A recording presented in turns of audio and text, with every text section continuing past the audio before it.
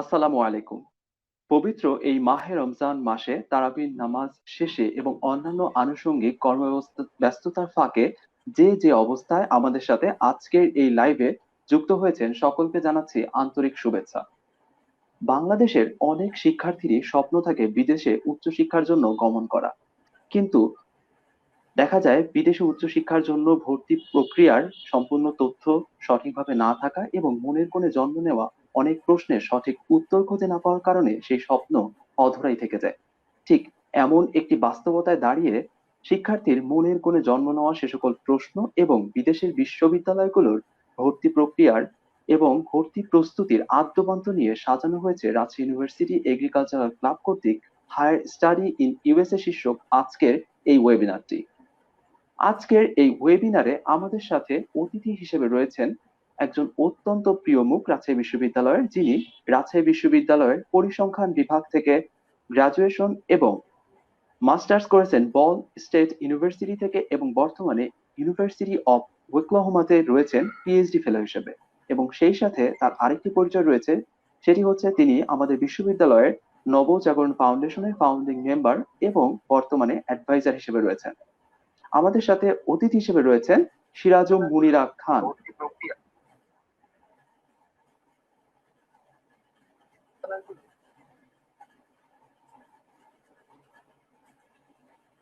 আমি সিরাজুম মুনিরা খান আপুকে বলবো একটু শুভেচ্ছা কথা বলার জন্য।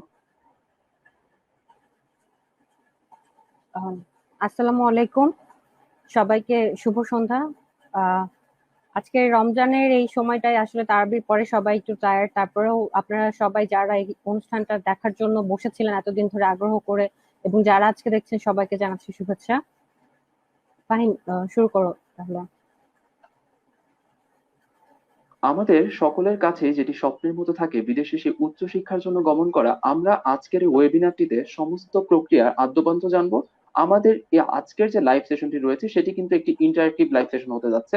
অর্থাৎ আমাদের আমাদের আজকের স্পিকার সিরাজুল মুনিরা খান আপু যেমন কথা বলবে, তেমনি আমরা আপনাদের বিভিন্ন কোশ্চেন্স নিব। অর্থাৎ আপনারা শুরু থেকে বিভিন্ন প্রশ্ন আমাদেরকে জানাতে পারেন, আপনাদের কমেন্ট জানাতে পারেন। এবং সেই সাথে আরেকটি ঘোষণা শুরুতেই দিয়ে রাখছি, সেটি হচ্ছে আজকে আমাদের যে স্পিকার আপু রয়েছেন, আপু একটু পরে কিছু স্লাইড প্রদর্শন করবেন। আজকে আপনারা যদি সেই স্লাইড গুলোকে আপনাদের কাছেও পেতে চান, তাহলে আপনারা কিন্তু যে লাইভটি রয়েছে সেটিকে শেয়ার করে দিতে পারেন। আর আপনারা শেয়ার করে দিলে সেই স্লাইড গুলো আমাদের যে টিম রয়েছে তারা আপনাদেরকে এই সেশনটি শেষ হওয়ার সাথে সাথেই ইনবক্সে পাঠিয়ে দিবে। তো আর দেরি নয়, আমরা প্রথমে চলে যাচ্ছি আমাদের অতিথির কাছে। আমার প্রথম যে প্রশ্নটি আমাদের আপুর কাছে, সিরাজুল মুনিরা খান আপুর কাছে, সেটি হচ্ছে একজন শিক্ষার্থী উচ্চশিক্ষার জন্য কেন বিদেশকে বেছে নিবে, অর্থাৎ দেশের বাইরে ঠিক কি কি সুবিধা রয়েছে যেটির জন্য একজন শিক্ষার্থী বাইরে উচ্চশিক্ষার জিনিসটিকে বেছে নেবে। আপু। আচ্ছা, ফাহিমকে অসংখ্য ধন্যবাদ। প্রশ্নটা এটা প্রথমেই সবার মাথায় আসে যে আমি যখনই হচ্ছে হায়ার স্টাডি অ্যাব্রোডের কথা চিন্তা করব, তখন আমার মাথায় এটা অবশ্যই থাকবে যে কেন আমি বাহিরে উচ্চশিক্ষার জন্য যাব। এটা আমাদের সবারই মাথায় প্রথমে এই জিনিসটা আসার কথা যে কেন আমি দেশে তো শিক্ষাটা নিতে পারি, দেশে আমি উচ্চশিক্ষা গ্রহণ করতে পারি, সেক্ষেত্রে কেন আমাকে বাইরেই যেতে হচ্ছে উচ্চশিক্ষার জন্য। তো সেক্ষেত্রে আমি বাইরে উচ্চশিক্ষার ক্ষেত্রে কি কি সুযোগ সুবিধা পাওয়া যায় বা কেন যেতে পারি সেই ব্যাপারটা একটু আলোচনা করতে চাচ্ছি। যেরকম প্রথমত আমি বলবো যে আমাদের দেশে, বাংলাদেশ আমরা এখন একটা ডেভেলপিং কান্ট্রি। তো সেই জায়গাটা থেকে এখনো রিসার্চের সুযোগ বা হচ্ছে আমরা যদি ভালো মানের কাজ করতে চাই, সেখানে দেখা যায় যে আমরা এখনো ওই ধরনের সুযোগ সুবিধাটা পেয়ে উঠি না আমাদের দেশের যে প্রেক্ষিত সেখানে। তো এই ক্ষেত্রে আমার মনে হয় যদি আমরা উচ্চশিক্ষার জন্য বাইরে যাই, সেক্ষেত্রে আমি যে প্ল্যাটফর্মটায় কাজ করতে আগ্রহী, যেখানে আমার বেশি আমার হচ্ছে মেধাশ্রম দিয়ে আমি একটা কিছু দাঁড় করাতে পারবো, সেই জায়গাটা সেই সুযোগটা আমি হয়তো আমার দেশের থেকে একটু বেশি পাবো সেখানে। আর দ্বিতীয়ত যেটা হতে পারে যে আহ, আমাদের দেশে অনেক সময় দেখা যায় যে অনেকেই এটা তাদের মনে থাকে যে আমি দেশের আঙ্গিকে অনেক ভালো কাজ করে থাকবো। তো আমার কথা, যখন আমি বাহির থেকে একটা জিনিস শিখে আসবো তখন কিন্তু সেটা আমি দেশে প্রয়োগ করতে পারবো। তো সেক্ষেত্রে তো আমার মনে হয় যে এই জিনিসটা যদি কারো মাথায় থাকে যে হ্যাঁ আমি দেশেও অনেক বেশি কাজ করতে চাচ্ছি, সেক্ষেত্রেও আমার মনে হয় উচ্চশিক্ষার জন্য যদি সে বাইরে থেকে শিক্ষাটা নিয়ে এসে সেই প্রসেসটা দেখে সে তারপরে যদি দেশে সেটা অ্যাপ্লাই করতে চায়, সেক্ষেত্রেও সেটা তার জন্য অনেক ফ্রুটফুল হবে। আরেকটা যেটা বলবো যে আমাদের দেশের প্রেক্ষিতে আমাদের দেশে এটা হচ্ছে গিয়ে আমি যদি বলি ইউজিসিসির যে হচ্ছে সংখ্যাটা আছে পরিসংখ্যান অনুযায়ী সেটা 2017-18 সালে মোটামুটি প্রায় 32 লাখ শিক্ষার্থী তারা হচ্ছে গিয়ে আন্ডার গ্র্যাড এবং গ্র্যাডের প্রসেসের মাধ্যমে গিয়েছে। তো সেক্ষেত্র থেকে বাংলাদেশ থেকে প্রত্যেক বছর ইউনেস্কোর মতামত অনুযায়ী প্রায় 90,000 শিক্ষার্থী বাইরে যাচ্ছে। তো এই সংখ্যাটা কিন্তু আসলে অনেক কম। সেক্ষেত্রে দেখা যায় যে আসলে আমাদের বাংলাদেশ থেকে বাইরে উচ্চশিক্ষা গ্রহণ করাটা অনেক বেশি চ্যালেঞ্জিং। তো এই ক্ষেত্রে এই চ্যালেঞ্জটা কে কে একসেপ্ট করতে চায় সেখানেও এটা একটা ব্যাপার থাকে যে কে কে আসলে এই চ্যালেঞ্জটা একসেপ্ট করতে চাচ্ছে। এছাড়া যেটা বলবো যে আমাদের দেশের প্রেক্ষিতে সরকারি চাকরির যে সেক্টরটা এটা ছাড়া আমরা যদি প্রাইভেট সেক্টরের কথা চিন্তা করি, অন্যান্য যেসব প্রাইভেট সেক্টর আছে কিংবা আমরা যদি এডুকেশনাল সেক্টরটার কথাও চিন্তা করি যেখানে আমাদের ইউনিভার্সিটির টিচাররা রয়েছেন তাদের জন্য উচ্চশিক্ষাটা আসলে বাহির থেকে একটা উচ্চশিক্ষা গ্রহণ করে আসাটা অনেক সময় খুবই জরুরি হয়ে যায়। যেরকম মানে আমি আমার সাথে অনেকজন ছিলেন সিনিয়র ভাই আপু যারা বাংলাদেশের বিভিন্ন সরকারি ইউনিভার্সিটি টিচার ছিলেন। তো সেক্ষেত্রে তাদের এই জায়গাটা থেকে যে তারা হচ্ছে তাদের শুধু মানে শিক্ষাটা গ্রহণ করার জন্য না, সেটা তাদের জবের জন্য সেই জায়গাটা থেকে তাদের কাজে লাগছে, এই যে ভিউটা এখান থেকেও এটা কাজে লাগে আর কি। আর দেখা যায় যে অনেক সময় মানে বাংলাদেশের প্রাইভেট সেক্টর গুলাতে অনেক এক্সপিরিয়েন্স লোক চাচ্ছে, এখন আমাদের দেশে কিন্তু বাহির থেকে লোক এসে কাজ করছে। আমরা যদি দেখি আমাদের দেশের ইঞ্জিনিয়ার সেক্টরে যদি দেখেন আপনি দেখবেন চায়না, জাপান কিংবা ইন্ডিয়া থেকে লোক এসে এসে কাজ করছে। তো কেন তাদেরকে সুযোগ দেওয়া হচ্ছে, কেন আমাদের দেশের শিক্ষার্থীদেরকে সুযোগ দেওয়া হচ্ছে না? কারণ তারা যে কোয়ালিফিকেশন শো করছে কোম্পানিগুলোর কাছে সেগুলো হয়তো আমরা শো করতে পারছি না, আমাদের সেই জায়গাটাতে ল্যাকিংস আছে। তো আমরা যদি বাহির থেকে শিক্ষিত হয়ে আসি, উচ্চশিক্ষাটা নিয়ে আসি এবং কাজ যদি ভালোভাবে শিখে আসি তখন আমাদের দেশেরও দক্ষতাটা বাড়বে, আমাদের শিক্ষার্থীদের দক্ষতা বাড়বে, তাদের যে কাজের ক্ষেত্রটা সেটা আরো বেশি প্রসার হবে। সেটা হচ্ছে আমি মনে করি। এছাড়া আরেকটা যে ক্ষেত্রটা থাকে অনেক সময় অনেকের এটা হচ্ছে ইচ্ছা থাকে যে মানে তারা বাইরে সেটেল হবে, অ্যাব্রোডে যাবে। তো সেক্ষেত্রে ওখানে যে পড়ালেখা করে জব পাওয়াটা যতটা ইজি হবে, বাংলাদেশ থেকে পড়ালেখা করে যে ওখানে জব পাওয়াটা সেক্ষেত্রে একটু কঠিন। তো সেক্ষেত্রে যদি কেউ ওখানে যে মাস্টার্স কিংবা পিএইচডি করে তারপরে ওখানে জব সেক্টরে ঢুকে এবং ওখানে সেটেল হতে চায় সেক্ষেত্রে এই সুবিধাটা তারা অনেক বেশি পেয়ে থাকে। ফাহিম। অসংখ্য ধন্যবাদ সিরাজুল মুনিরা খান আপুকে এই জিনিসটি সকলের সামনে সুন্দরভাবে পরিষ্কার করে দেওয়ার জন্য যে কেন আমরা উচ্চশিক্ষার জন্য বাইরের যে কান্ট্রি গুলো রয়েছে, ভালো ভালো যে ইউনিভার্সিটি গুলো রয়েছে সেগুলোকে কেন আমরা বেছে নিব। ঠিক সেই জায়গায় আজকে আমাদের ওয়েবিনারে যে বিষয়টি ছিল সেটি হচ্ছে হায়ার স্টাডি ইন ইউএসএ। অর্থাৎ আমাদের আসলে যখনই আমরা বিদেশে উচ্চশিক্ষার কথা ভাবি তখন যে ইউনিভার্সিটি গুলার নাম আমাদের মাথায় প্রথমেই আসে তার মধ্যে অন্যতম কয়েকটি ইউনিভার্সিটি কিন্তু থাকে হার্ভার্ড, এমআইটি কিংবা হচ্ছে ওকলাহোমা বা অন্যান্য যে ক্যালিফোর্নিয়া, অর্থাৎ আমেরিকার যে ইউনিভার্সিটি গুলো রয়েছে, ইউনাইটেড স্টেটস অফ আমেরিকার যে ইউনিভার্সিটি গুলো রয়েছে সেগুলোর নাম কিন্তু শুরুতেই চলে আসে। তো একজন শিক্ষার্থী কেন অন্যান্য অনেক রাষ্ট্র থাকার পরেও, যেমন আমি যদি কম্পারিজন একটু বলি সেক্ষেত্রে কানাডা, ইউএসএ, দেন হচ্ছে ইংল্যান্ড এবং জার্মানিও বর্তমানে অনেকটা ভালো করছে, তো সেই জায়গা থেকে কেন একজন শিক্ষার্থী ইউএসএ কেই বেছে নেবে তার উচ্চশিক্ষার ক্ষেত্রে প্রথম পছন্দ হিসেবে? আপু, সেটি যদি একটু বলতেন। আচ্ছা, হ্যাঁ ফাহিম, এই প্রশ্নটা আসলে অনেক গুরুত্বপূর্ণ যে কেন আমরা শুধুমাত্র ইউএস এর কথাই বলছি বারবার, যে ইউএস এর উচ্চশিক্ষা বা ইউএসএ তে আমরা যেতে চাচ্ছি কেন। সেখানে আমি যদি বলি তাহলে প্রথম কারণটা যেটা বলবো যে ইউএস এর যে এডুকেশনাল সিস্টেমটা সেটা হচ্ছে ফার্স্ট। ঠিক আছে, সো মানে আমাদের যদি আমরা ইউএস এর স্ট্যাটিস্টিক্সে যাই, ইউএসএ তে প্রায় তোমার 5,000-এর উপরে কলেজেস এবং ইউনিভার্সিটিস আছে যারা হচ্ছে গিয়ে গ্রাজুয়েশন এবং হচ্ছে গিয়ে পোস্ট গ্রাজুয়েশনের ক্ষেত্রে তারা হচ্ছে সুযোগ সুবিধা দিয়ে থাকছে ইন্টারন্যাশনাল স্টুডেন্টদেরকে। এবং পৃথিবীতে বর্তমানে ইউএসএ হচ্ছে কাইন্ড অফ টপ র্যাঙ্কিং এ আছে যে যারা হচ্ছে ইন্টারন্যাশনাল স্টুডেন্টদেরকে এডুকেশন প্রোভাইড করছে এবং তাদের ডাইভার্সিটিটা অনেক বেশি। তো সেক্ষেত্রে দেখা যাচ্ছে যে ইউএস এর শুধুমাত্র ইউনিভার্সিটির জন্য না, সেখানে হচ্ছে গিয়ে তাদের যে স্টুডেন্ট অ্যাডাপ্টেশনের যে ক্ষমতাটা সেটার জন্য হচ্ছে ইউএসএ অনেক দেশের থেকে অনেক আগিয়ে থাকে, তাদের কালচারাল ডাইভার্সিটিটা অনেক বেশি থাকে। এছাড়া যদি আমি দেখি যে পুরো পৃথিবীর কিছু টপ র্যাঙ্কিং ইউনিভার্সিটি কিন্তু ইউএসএ তে অবস্থিত এবং বাংলাদেশ থেকে অনেক স্টুডেন্ট কিন্তু সেখানে যাচ্ছে, তারা সেখানে অনেক ভালো করছে। হার্ভার্ডে বাংলাদেশের বেশ কিছু স্টুডেন্ট অনেক ভালো করছে, এটা আমরা যখন হচ্ছে গিয়ে দেখি বিভিন্ন সময় বিভিন্ন পেপারে বা বিভিন্ন নিউজে তারা আসছে, তারা বলছে তারা কি কি কাজগুলো করছে, সেই জিনিসগুলো কিন্তু দেখা যাচ্ছে, সেটাও কিন্তু ইউএসএ তেই আছে। এছাড়া যদি আরেকটা কথা আমি বলি, সেটা হচ্ছে আমাদের দেশের প্রেক্ষিতে আমরা যখন একটা বিষয় নিয়ে পড়ালেখা করি, আমাদেরকে হায়ার স্টাডিজেও সেই বিষয়টা নিয়ে করতে হচ্ছে। বাংলাদেশের প্রেক্ষিতে আমরা কিন্তু সুইচ করতে পারি না।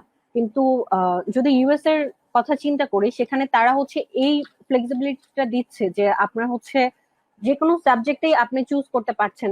এটা মানে এটা না যে আমি কেমিস্ট্রি থেকে পড়ে আমি ফিজিক্সে যে হচ্ছে গিয়ে মাস্টার্স করব, সেটা এরকম না। কিন্তু আমি হয়তো যেরকম আমার কথাই বলি, আমি যদি স্ট্যাটিস্টিক্স এখানে বাংলাদেশে অনার্স মাস্টার্স করলাম, এরপরে যদি আমি হায়ার এডুকেশন করতে চাই, আমাকে স্ট্যাটিস্টিক্সে করতে হবে, ইটস নট নেসেসারি। আমি এখান থেকে সুইচ করতে পারি মেশিন লার্নিং এ, ডেটা সায়েন্সে, কিংবা হচ্ছে গিয়ে বায়ো স্ট্যাটিস্টিক্সে বা বায়ো ইনফরমেটিক্সে, সো বা বায়োমেডিক্যাল সায়েন্সে। এই যে ক্ষেত্রগুলো, সেটা মানে আমারটা দিয়ে আমি যেটা বলতে চাচ্ছি যে এই যে ক্ষেত্রগুলো, এগুলো অনেক বেশি প্রসারিত ইউএস এর ক্ষেত্রে। যে ইউএস এর হচ্ছে গিয়ে এই জিনিসগুলো অনেক সুবিধা পাওয়া যাচ্ছে। যে আমি হয়তো হতে পারে যে একটা ছাত্র বা ছাত্রী, সে এখানে যে বিষয়টার উপর পড়ছে বা যে বিষয়ে তার এখানে আগ্রহ ছিল সেটা সে পায়নি, সেটা সে ইউএসএ তে যাওয়ার ক্ষেত্রে সেটা সে পেতে পারে। এটা এমন না যে প্রসেসটা যে আমি হচ্ছে গিয়ে সরাসরি সুইচ করতে পারবো। সেখানে কিছু ক্রাইটেরিয়া থাকে যে কোন কোন ক্রাইটেরিয়া ফিল করলে আপনি হচ্ছে গিয়ে সেটা সাবজেক্টে সুইচ করতে পারবেন। তো সেটা আমি হচ্ছে আস্তে আস্তে পরবর্তীতে আমাদের আলোচনায় এটা থাকবে।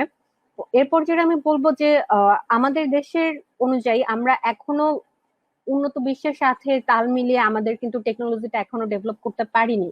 তো সেক্ষেত্র থেকে যখন আমি রিসার্চ করতে যাব, অবশ্যই ইউএসএ কিন্তু এখন ওয়ার্ল্ড এর মধ্যে one of the top ranked world countries, যেটা হচ্ছে গিয়ে এখন রিসার্চের দিক থেকে এবং টেকনোলজির দিক থেকে অনেক অ্যাডভান্সড। তো সেক্ষেত্রে আমি যখন ইউএসএ তে পড়তে যাচ্ছি, আমি সেই সুযোগ সুবিধাগুলো কিন্তু পাচ্ছি, যেটা একটা ইউএস স্টুডেন্ট পাচ্ছে।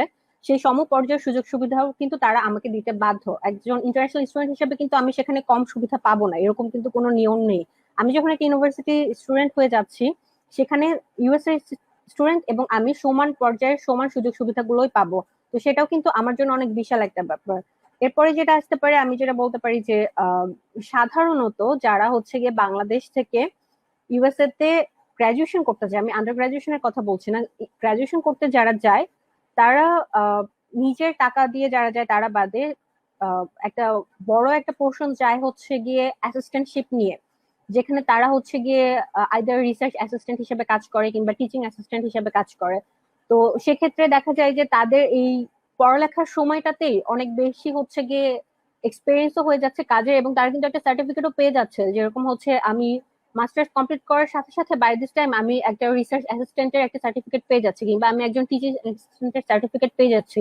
তো সেক্ষেত্রে যখন আমি আমার পড়ালেখাটা শেষ করছি, তখন কিন্তু আমি একটা এক্সট্রা কারিকুলার অ্যাক্টিভিটিস কিংবা আমার প্রোফাইলে একটা জব এক্সপিরিয়েন্সও অ্যাড হয়ে যাচ্ছে। তো এই জিনিসটা আমার মনে হয় যে অনেক কান্ট্রিতে কিন্তু এটা দেয় না। যেরকম আমি পার্সোনালি যদি বলি যে জার্মানিতে কিংবা হচ্ছে গিয়ে সুইডেন, সুইজারল্যান্ডে অনেক জায়গায় কিন্তু এই সুযোগ সুবিধাটা নেই, যে তারা হচ্ছে গিয়ে মোস্ট অফ দ্য স্টুডেন্ট সেই রকম কোনো অ্যাসিস্ট্যান্টশিপ পাচ্ছে যেটাতে তারা এটা তাদের একটা জব এক্সপিরিয়েন্স হিসেবে তারা পরে শো করতে পারছে। এই সুযোগ সুবিধাটা কিন্তু নেই। আরেকটা যেটা বলবো যে আহ, বর্তমানে আমেরিকার যে শিক্ষা ব্যবস্থাটা রয়েছে, এটা পুরো পৃথিবীতে একসেপ্টেড। তো আপনি যখন বা যে কেউ যখন আমেরিকা থেকে একটা গ্রাজুয়েশন কমপ্লিট করছে, সেই সার্টিফিকেটটা বা সেই ডিগ্রিটা কিন্তু পৃথিবীর যে কোনো দেশে একসেপ্টেড। তো আপনি যখন কাজের ক্ষেত্রে বের হচ্ছেন, তখন কিন্তু আপনার সেই যে আপনি আমেরিকার সার্টিফিকেটটা শো করছেন, সেক্ষেত্রে কিন্তু তারা আপনাকে অবশ্যই মূল্যায়নটা একটু গুরুত্বের সাথেই করবে। সেক্ষেত্রে আপনার চাকরি পাওয়ার যে ফ্রাস্ট্রেশন, যে আমি জবটা পাবো কিনা, কি হবে আমার, সেই জায়গাটা থেকে আমি বলবো যে সেই ফ্রাস্ট্রেশনটা কিন্তু আসলেই অনেক কমে যাবে। আপনি শুধু বাংলাদেশের জন্য আমি বলবো না, আপনি আমেরিকার একটা ডিগ্রি নিয়ে আপনি পৃথিবীর যে কোনো দেশে যান, যে কোনো দেশে জব সার্চ করেন, একটু ধৈর্য ধরে যদি সার্চ করেন, অবশ্যই আপনি পেয়ে যাবেন ইনশাল্লাহ। এবং এরকম কখনো মানে খুবই রেয়ার কেস যে যারা হচ্ছে ইউএসএ থেকে ডিগ্রি নিয়ে এসে তারা বসে আছে, কিছু করছে না। আর আমি যেটা বললাম যে ওদের সুযোগ সুবিধাগুলো এমন থাকে যে আপনি হয়তো ওদের পড়ার সময়কালীনই, ওখানে পড়ার সময় অনেক মেন্টাল ডেভেলপমেন্ট আপনার হয়ে যাবে, আপনার ক্যারিয়ার নিয়ে অনেক কিছু বুঝতে পারবেন।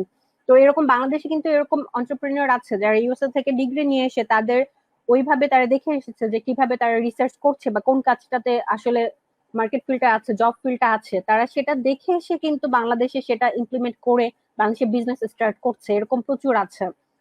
এছাড়াও দেখা যায় যে ইউএসএ তে প্রচুর ইন্ডাস্ট্রিজ আছে। লাইক আমি যদি হচ্ছে বলি, ফাহিম যেটা বলো যে কানাডায় কেন যাচ্ছি না আমরা, কেন আমরা ইউএসএ তে যাচ্ছি, তো সেক্ষেত্রে আমি বলবো যে কানাডার জব অপরচুনিটিস ইউএসএ তুলনায় অনেক কম। কানাডার যেহেতু হচ্ছে গিয়ে খুবই এক্সট্রিম ওয়েদার, যার কারণে ওখানে ইন্ডাস্ট্রি কিন্তু খুবই কম, এবং কানাডা থেকে লোকজন মাইগ্রেট করে ইউএসএ তে জবের জন্য আসে। তো সেই জায়গাটা থেকে ইউএসএ তে পড়ালেখা করে আমি যে সুবিধাটা পাবো ইউএস এর জব ফিল্ডে ঢোকার জন্য, কানাডা থেকে পড়ালেখা করে কিন্তু সেই সুযোগ সুবিধাটা আমি ইউএস এর জন্য পাবো না। সেক্ষেত্রে আমাকে আবার স্ট্রাগল করতে হচ্ছে। তো এই যে একটা সুবিধা ইউএসএ দিচ্ছে যে তার জব ফিল্ডটা হচ্ছে ভার্স্ট, সে প্রচুর চাকরির অফার করছে স্টুডেন্টদেরকে। এবং এখানে আরেকটা কথা আমি বলতে চাই, এটা অ্যাড করতে চাই, যেটা হচ্ছে ইন্টারন্যাশনাল স্টুডেন্টদের ক্ষেত্রে, স্পেশালি যারা সায়েন্স ব্যাকগ্রাউন্ডের, তাদের ক্ষেত্রে ইউএস এর জব ফিল্ডটা হচ্ছে আরো বেশি, আহ, মানে আমি বলবো যে যেটা অফার করে তাদের স্টুডেন্টদের জন্য তার থেকে অনেক বেশি ইন্টারন্যাশনাল স্টুডেন্টদের জন্য। কারণ ইউএস এর স্টুডেন্টরা পিওর সায়েন্সের দিকে খুবই কম আসে, মানে তাদের হচ্ছে গিয়ে এম গুলো সায়েন্স রিলেটেড খুব একটা হয় না, যার কারণে দেখা যায় যে আমি যদি বলি যে আইটি সেক্টরের কথা বলি, ইউএস এর অলমোস্ট 90% আইটি সেক্টর হচ্ছে গিয়ে এখন ইন্ডিয়ার আন্ডারে। তারপরে আমি যদি বলি বায়োমেডিক্যাল সায়েন্সের কথা, সেখানে এখন চায়না দখল করে নিচ্ছে পুরোটা। তো এই যে ক্ষেত্রগুলোতে, তো এখানে কেন হচ্ছে গিয়ে বাহির থেকে লোকজন ঢুকছে, কারণ ইউএসএ কিন্তু তাদের লোকজনকে দিয়ে সেই জায়গাটা পূরণ করতে পারছে না, এই কারণে কিন্তু তারা বাহিরের সাহায্য নিচ্ছে। তো আমি বাংলাদেশি হয়ে আমি যদি বাংলাদেশ থেকে যে ওখানে পড়ালেখা করি, তাহলে আমিও নিশ্চয়ই ওখানে একটা অপরচুনিটি পাবো, সেই জায়গাটা আমার থাকবে। তো আমার কথা যে তাহলে আমরা কেন সেই সুযোগটা নিব না? আমরা বাংলাদেশের স্টুডেন্ট কিন্তু কারো থেকে কম নই, এবং অনেকের থেকে আমরা অনেক বেশি এগিয়ে আছি। শুধুমাত্র আমাদের যে জায়গাটার অভাব রয়েছে, যে আমরা প্রপার ইনফরমেশনটা জানি না, আমরা জানি না কিভাবে আমরা পেতে পারি, কোথায় থেকে আমরা পেতে পারি এই সুযোগ সুবিধাগুলো, এই কারণে আমরা পিছিয়ে আছি। তো আমার কথা, আমি যদি সেই সুযোগটা পাই তাহলে আমি কেন সেটা গ্রহণ করব না? ফাহিম, এই রিলেটেড তোমার কি আর কোনো প্রশ্ন আছে? না, আমার কাছে মনে হয় যে আমাদের অতিথি বা আমাদের স্পিকার যে রয়েছে সিরাজুল মুনিরা খান, তিনি আমাদের কাছে খুব সুন্দরভাবে এটা এক্সপ্লেন করে দিয়েছেন যে কেন আমরা ইউএসএ কে আমাদের পছন্দের শীর্ষস্থানে রাখতে পারি আমাদের উচ্চশিক্ষার জন্য। আমরা সকলেই জানি বর্তমানে বিশ্বে যে কয়েকটি রাষ্ট্র আসলে শিক্ষা এবং আধুনিক বা ডিজিটাল যে শব্দটা আমরা ব্যবহার করি সেটিতে অনেক বেশি প্রভাব বিস্তার করেছে। তার মধ্যে অন্যতম শীর্ষস্থানে কিন্তু রয়েছে ইউএসএ। আমরা সেটি ইকোনমিক্স এর দিকে তাকালে বুঝতে পারি, তাদের এডুকেশন সেক্টরে বিভিন্ন পার্সোনালিটিস যাদেরকে বর্তমান সময় আমরা গ্রাজুয়েট হিসেবে দেখছি বিশ্বে, তাদেরকে দেখলেও আমরা বুঝতে পারি যে ইউএসএ অনেকটা এগিয়ে রয়েছে, সেটি আমাদের কাছে এখন অনেকটা স্পষ্ট। এখন আমাদের কাছে মনে হয় যে আজকে যারা লাইভটি শুনছে সকলের কাছে যেই প্রশ্নটি সকলের মনে প্রথমেই চলে আসে সেটি হচ্ছে যে আসলে এই যে ইউনিভার্সিটি গুলোর আমরা নাম শুনছি বা সেখানে যাওয়ার স্বপ্নটি দেখছি, কিন্তু সেটি বাস্তবায়নের জন্য প্রথম যে প্রক্রিয়া সেখানের জন্য আমি যদি বাংলাদেশের সাথে তুলনা করি, সেটি হচ্ছে আমি যখন রাজশাহী ইউনিভার্সিটিতে ভর্তি হতে চেয়েছিলাম, প্রথম যে কাজটি আমাকে করতে হয়েছিল সেটি হচ্ছে অনলাইন কিংবা অফলাইনে এসে একটি ফর্ম ফিল আপ করা, অর্থাৎ যেটিকে আমরা বাংলায় বললে হবে যে একটি আবেদন প্রক্রিয়ার একটি ফর্ম পূরণ করা, আবেদন করা যে আমি সেখানে পড়তে চাই। আমার কাছে মনে হয় যেটি আমরা বাংলাদেশের বিভিন্ন বিশ্ববিদ্যালয়ের ক্ষেত্রে খুব স্পষ্টভাবে জানি যে কিভাবে আমি আবেদন করব, সেটি ঢাকা বিশ্ববিদ্যালয় হোক, রাজশাহী হোক, কিংবা ইঞ্জিনিয়ারিং কোনো বিশ্ববিদ্যালয় হোক, কিংবা মেডিকেল হোক, সকলের কাছে এটি কিন্তু অনেক স্পষ্ট। কিন্তু যখনই সেটি বিদেশে উচ্চশিক্ষার জন্য হয়, তারপরে যদি হয় আবার সেটি ইউএসএ, সে আবেদন প্রক্রিয়া সম্পর্কে আমার মনে হয় যে প্রায় অনেক শিক্ষার্থী আছে সেটি কিন্তু তার কাছে অজানা। তো আমার পরবর্তী প্রশ্নটি হচ্ছে যে আসলে এই আবেদন প্রক্রিয়া, এটি নিয়ে যদি আপু আপনি আমাদেরকে বলতেন যে এই আবেদনটি আসলে কিভাবে আমাদের স্টুডেন্টরা করতে পারে। আচ্ছা, ধন্যবাদ ফাহিম।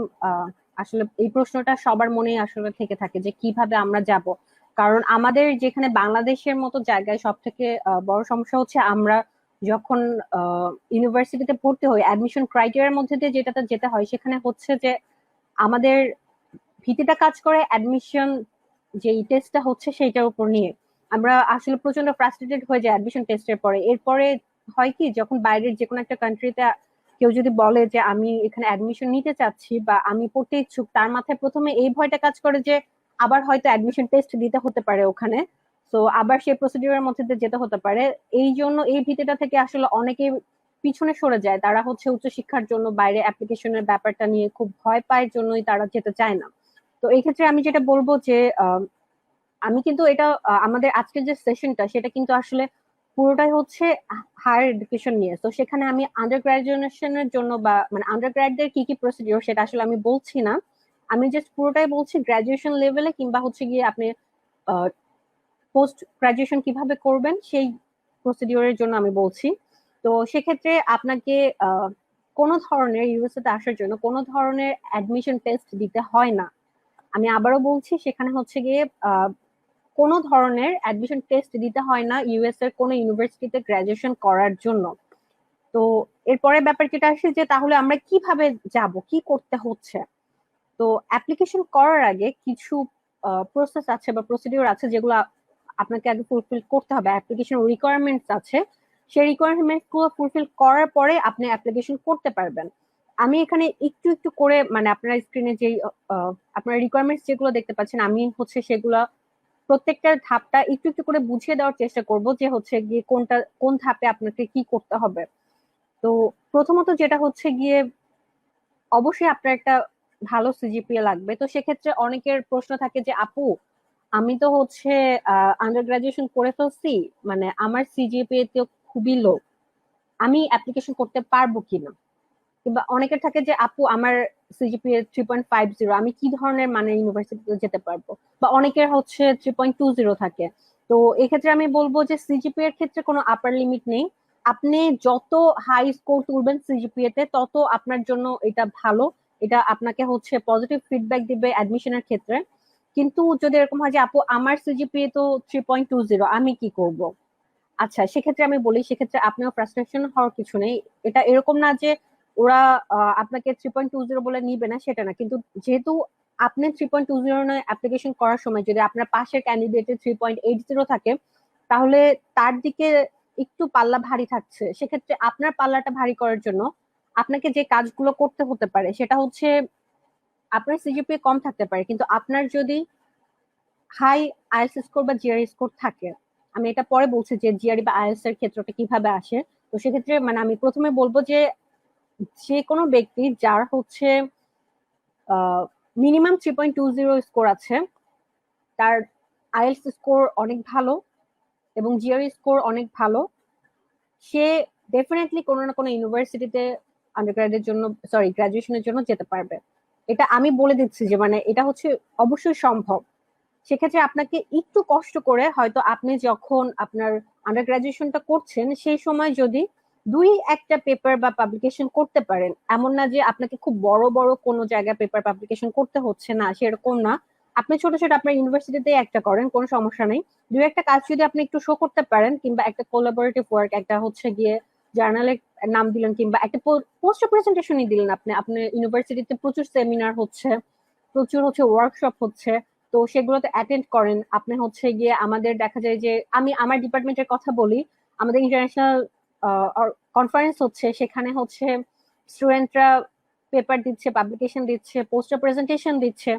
আপনি এরকম যদি একটু যোগাযোগ রাখেন বিভিন্ন আহ, যে ডিপার্টমেন্ট গুলো আছে সেই সব জায়গায়, তাহলে আপনি দু একটা হয়তো পেপার পাবলিকেশন বা জার্নাল কিংবা একটা দুইটা পোস্টার প্রেজেন্টেশনও আপনার হয়ে যাবে। তো সেক্ষেত্রে দেখা যাচ্ছে যে আপনার পাল্লাটা তখন কিন্তু যে 3.80 পেয়েছে কিন্তু অন্য কোনো কারিকুলাম নেই, তার থেকে অনেক বেশি ভারী হয়ে যাচ্ছে। তো এক্ষেত্রে আমি বলবো যে সিজিপিএটা যাদের নেই তারা হতাশ হবেন না। আমি বলছি কোনো আপার লিমিট নেই যে আমার এত সিজিপিএ থাকতে হবে, সেরকম না। কিন্তু অবশ্যই আমার যে সিজিপিএ কম থাকলে আমি যেতে পারবো না, ঠিক সেরকমও না। তবে আমি অবশ্যই বলবো যে আপনারা অবশ্যই চেষ্টা করবেন সিজিপিএটাকে একটু ধরে রাখতে। সেক্ষেত্রটাতে আপনার হচ্ছে নিজের একটু প্লাস পয়েন্ট থাকবে সিজিপিএটা বেশি থাকলে। এরপর আমি যেটা বলবো যে আমি একটু আগে বললাম যে আইএলটিএস কিংবা জিআরইর যে ব্যাপারটা সেটা কিভাবে কাজ করে। তো আইএলটিএস যেটার ক্ষেত্রে সেটা হচ্ছে আইএলটিএসটা আমরা যেহেতু আমাদের বাংলা ভাষাভাষীর মানুষ, আমরা আমাদের ইংরেজি ভাষাটা আমাদের প্রধান ভাষা না। সেক্ষেত্রে যেহেতু আমি ইউএসএ তে যাব, তাদের প্রথম ভাষা হচ্ছে ইংরেজি। তো তারা অবশ্যই প্রেফার করবে এমন একজন মানুষকে যে ইংরেজিতে দক্ষ। সেই জায়গা থেকে ভাষার দক্ষতা আপনার যাচাই করার জন্যই আইএলটিএস যে স্কোরটা সেটা লাগে। এবং এইটার ক্ষেত্রে এরকম নাই যে হচ্ছে গিয়ে আপনাকে আইএলটিএস এর খুব হাই স্কোর করতে হবে এরকম না, কিন্তু ইন জেনারেল যদি আমি বলি আপনার আইএলটিএস এর ব্যান্ড যদি 6.5 থাকে, আমি লোয়ার ব্যান্ডের কথা বললাম, যদি 6.5 থাকে এবং হচ্ছে গিয়ে চারটার যে সেকশন আছে কোনোটারই 6 এর নিচে নেই, সেক্ষেত্রে আপনাকে একসেপ্ট করে নিবে ওরা। এটা হচ্ছে মোস্ট অফ দ্য কেসেস, ঠিক আছে। আর হচ্ছে গিয়ে আপনার আইএলটিএস নিয়ে আমি হচ্ছে ইনশাল্লাহ আর একটা সেমিনার করছি শুধুমাত্র আইএলটিএস নিয়ে, এবং আইএলটিএস কিভাবে করা যায় এবং আইএলটিএস এর কি কি হচ্ছে ক্ষেত্র রয়েছে আরো, সেটার ব্যাপারে আমি আরেকটা সেমিনার করাবো ইনশাল্লাহ। সেটা করাবো হচ্ছে আমি নবজাগরণের ব্যানারে, এবং সেটার খুব শীঘ্রই আসছে। সেটার হচ্ছে সময় এবং কখন হচ্ছে তারিখটা, সেটা ফাহিম আপনাদেরকে জানিয়ে দিবে আমাদের আজকের সেশনের পর। এরপরে যেটা আসছে সেটা হচ্ছে জিআরই স্কোর। জিআরই স্কোরটা কাদের লাগছে এবং কাদের লাগছে না, এখন দেখা যাচ্ছে যে যারা লাইফ সায়েন্স আছে তাদের জিআরই স্কোরটা অনেক জায়গায় ওয়েভ করে দিচ্ছে, এবং শুধু সেটা না, শুধু পিএইচডির জন্য না, মানে আমি মাস্টার্স এর জন্য বলবো যে বেশিরভাগ ইউনিভার্সিটি এখন মাস্টার্স এর ক্ষেত্রে জিআরই ওয়েভ করে দিচ্ছে। ইভেন আমি যখন বল স্টেটে অ্যাপ্লিকেশন করি আমার জিআরই স্কোর ছিল না, আমি শুধুমাত্র আমার আইএলটিএস স্কোর দিয়ে কিন্তু বল স্টেটে অ্যাপ্লিকেশন করেছিলাম।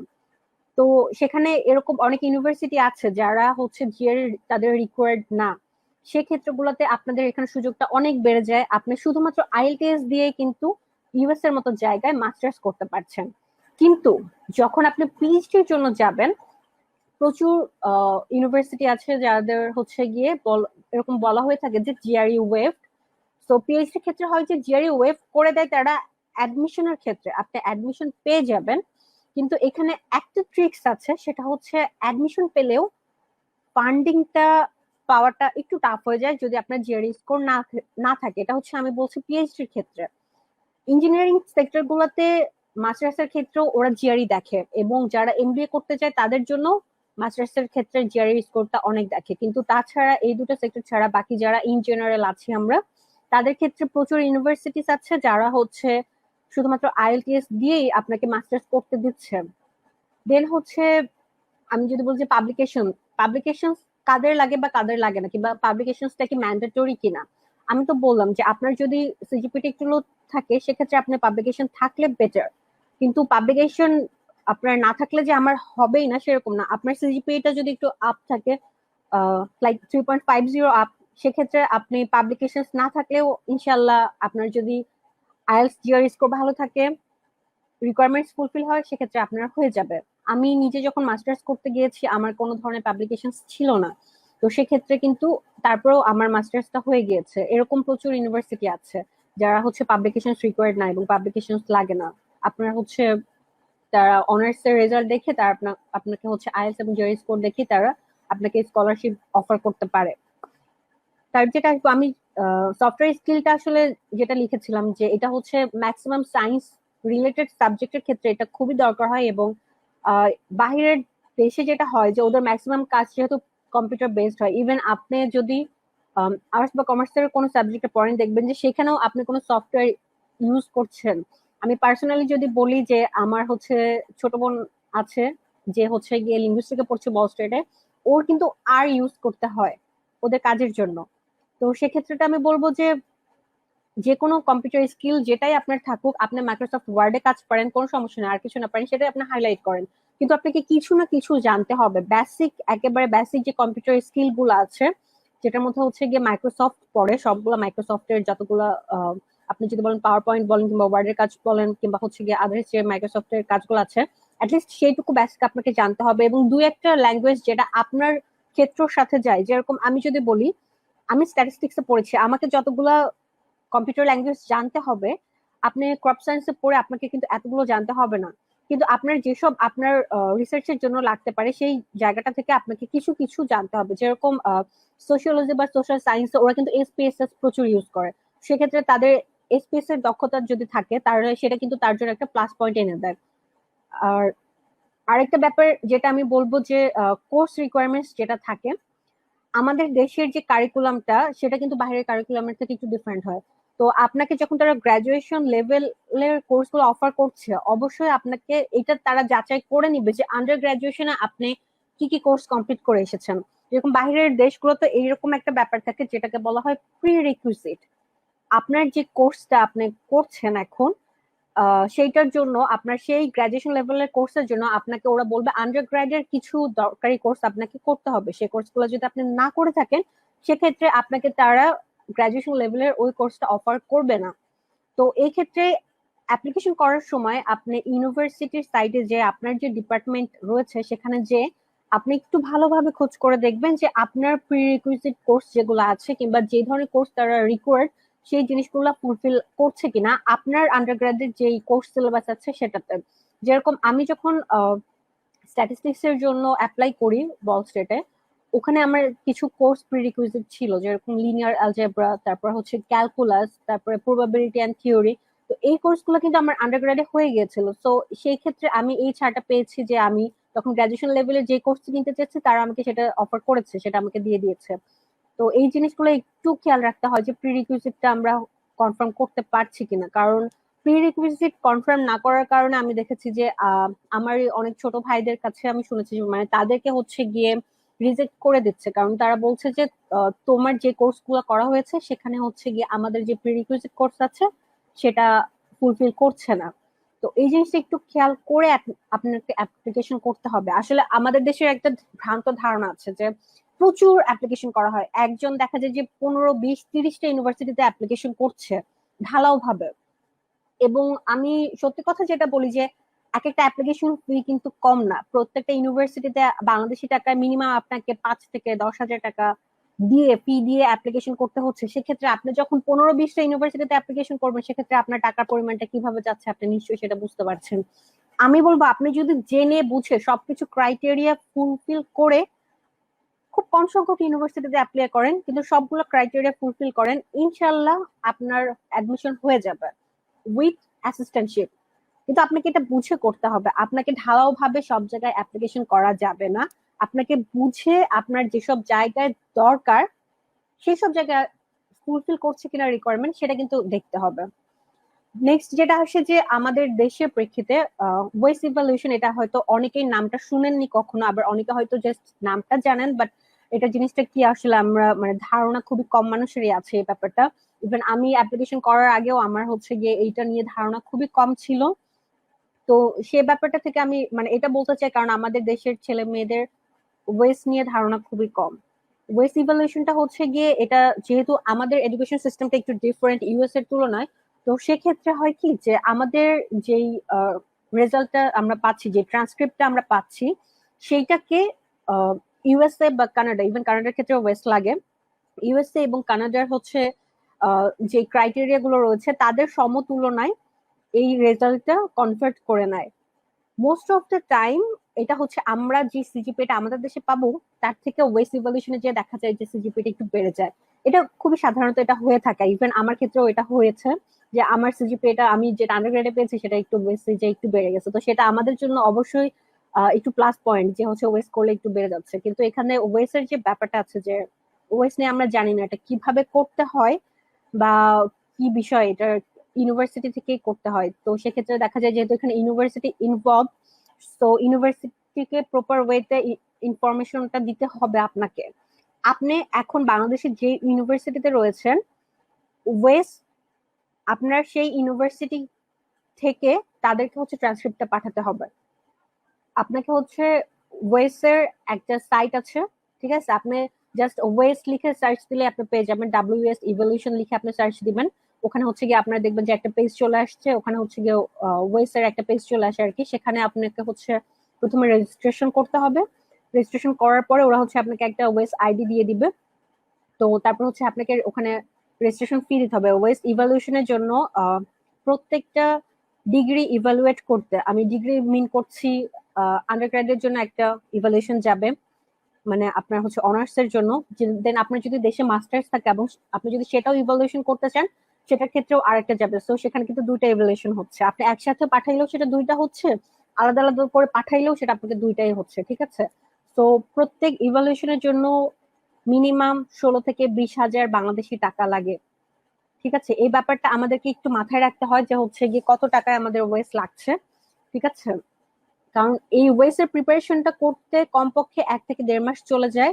যার কারণে আমাদের দেশের ছাত্রছাত্রীরা যখন এটা জানে না, তারা এটা না জেনে যখন অ্যাপ্লিকেশনটা শুরু করে দেয়, দেখা যায় যে অ্যাপ্লিকেশনের টাইম হয়তো ডিসেম্বরে আছে, সে ডিসেম্বরের ফার্স্ট উইকে শুরু করে দিল যে আচ্ছা ডিসেম্বর 30 তারিখ পর্যন্ত তো আমার সময়টা রয়েছে, আমি ডিসেম্বর 30 তারিখ পর্যন্ত করতে পারছি। কিন্তু যখন আপনি দেখলেন যে আপনাকে ওয়েস্ট রিকোয়ারমেন্ট চাচ্ছে এবং ওয়েস্টের প্রসিডিওর অলমোস্ট 1 to 2 মান্থস লাগছে, সেক্ষেত্রে কিন্তু আপনার অ্যাপ্লিকেশনটা পুরোটাই নষ্ট হয়ে গেল। তো আপনাকে অবশ্যই এই যে আমার যে হচ্ছে গিয়ে আমি যেটা বললাম যে ওয়েস ইভালুয়েশনটা এটা আগে করিয়ে রাখতে হবে। আপনার বাংলাদেশের যে হচ্ছে অনার্স ট্রান্সক্রিপ্ট আপনি পেয়ে যাবেন। তারপরে হচ্ছে আমি যদি বলি যে আমার রাজশাহী ইউনিভার্সিটির কথা, রাজশাহী ইউনিভার্সিটিতে হচ্ছে গিয়ে ওয়েস ইভালুয়েশনের জন্য খুবই সামান্য একটা ফি দিতে হয় ব্যাংকে। ওটা জমা দিয়ে আসার পরে হচ্ছে গিয়ে প্রশাসনিক ভবনে যেয়ে ওখানে আপনি জাস্ট বলবেন যে হচ্ছে গিয়ে আমি ওয়েস ইভালুয়েশন করাবো, এবং বাদ বাকি তারা মানে সবকিছুই তারাই বলে দিবে কোথায় করতে হবে কিভাবে করতে হবে। আমি এক্ষেত্রে বলবো যে আমি এই সুযোগ সুবিধাটা আমি এটা পেয়েছি যে আমার ইউনিভার্সিটি এই ক্ষেত্রটাতে অনেক বেশি হেল্পফুল ছিল। আমি কিন্তু এরকমও শুনেছি যে অন্য অনেক ইউনিভার্সিটি আছে যারা হচ্ছে গিয়ে ওএস এর জন্য 2-3 মাস ধরে পিছে পিছে ঘুরছে, তারা অফিস থেকে কাজ ঠিক মতো করে দিচ্ছে না, কাগজ ঠিক মতো হচ্ছে না। কিন্তু সেই জায়গাটা থেকে আলহামদুলিল্লাহ আমি বলবো আমাদের রাজশাহী ইউনিভার্সিটি কিন্তু এই জায়গাগুলোতে অনেক বেশি হেল্পফুল, তারা কিন্তু খুব সহজে মানে তারা এই কাজগুলো করে দিচ্ছে। তো ওয়েস নিয়ে বা এইসব নিয়ে আরো হয়তো আসলে এত কম সময়ের সেশনে এত ডিটেলস বলা যায় না। তারপর আমার মানে যেটুকু মনে হচ্ছে যে এই কথাগুলো আসলে সবারই জানার দরকার, সেই জায়গাটা থেকে আমি বলছি যে আপনারা কি কি করবেন, আপনাদের রিকোয়ারমেন্ট কি কি। আর একটা যেটা আসে যে হচ্ছে আমি যখন অ্যাপ্লিকেশন করব ওখানে আমাকে একটা স্টেটমেন্ট অফ পারপাস দিতে হবে, কাইন্ড অফ রিসার্চ প্রপোজাল। তো এইটার হচ্ছে কিভাবে লিখবো, কি করতে হবে, কিভাবে করতে হবে, এটা কিন্তু আসলে সবার জন্য এক না। স্টেটমেন্ট অফ পারপাসটা মানে এক একটা পার্সনের জন্য এক এক ভাবে ভ্যারি করছে।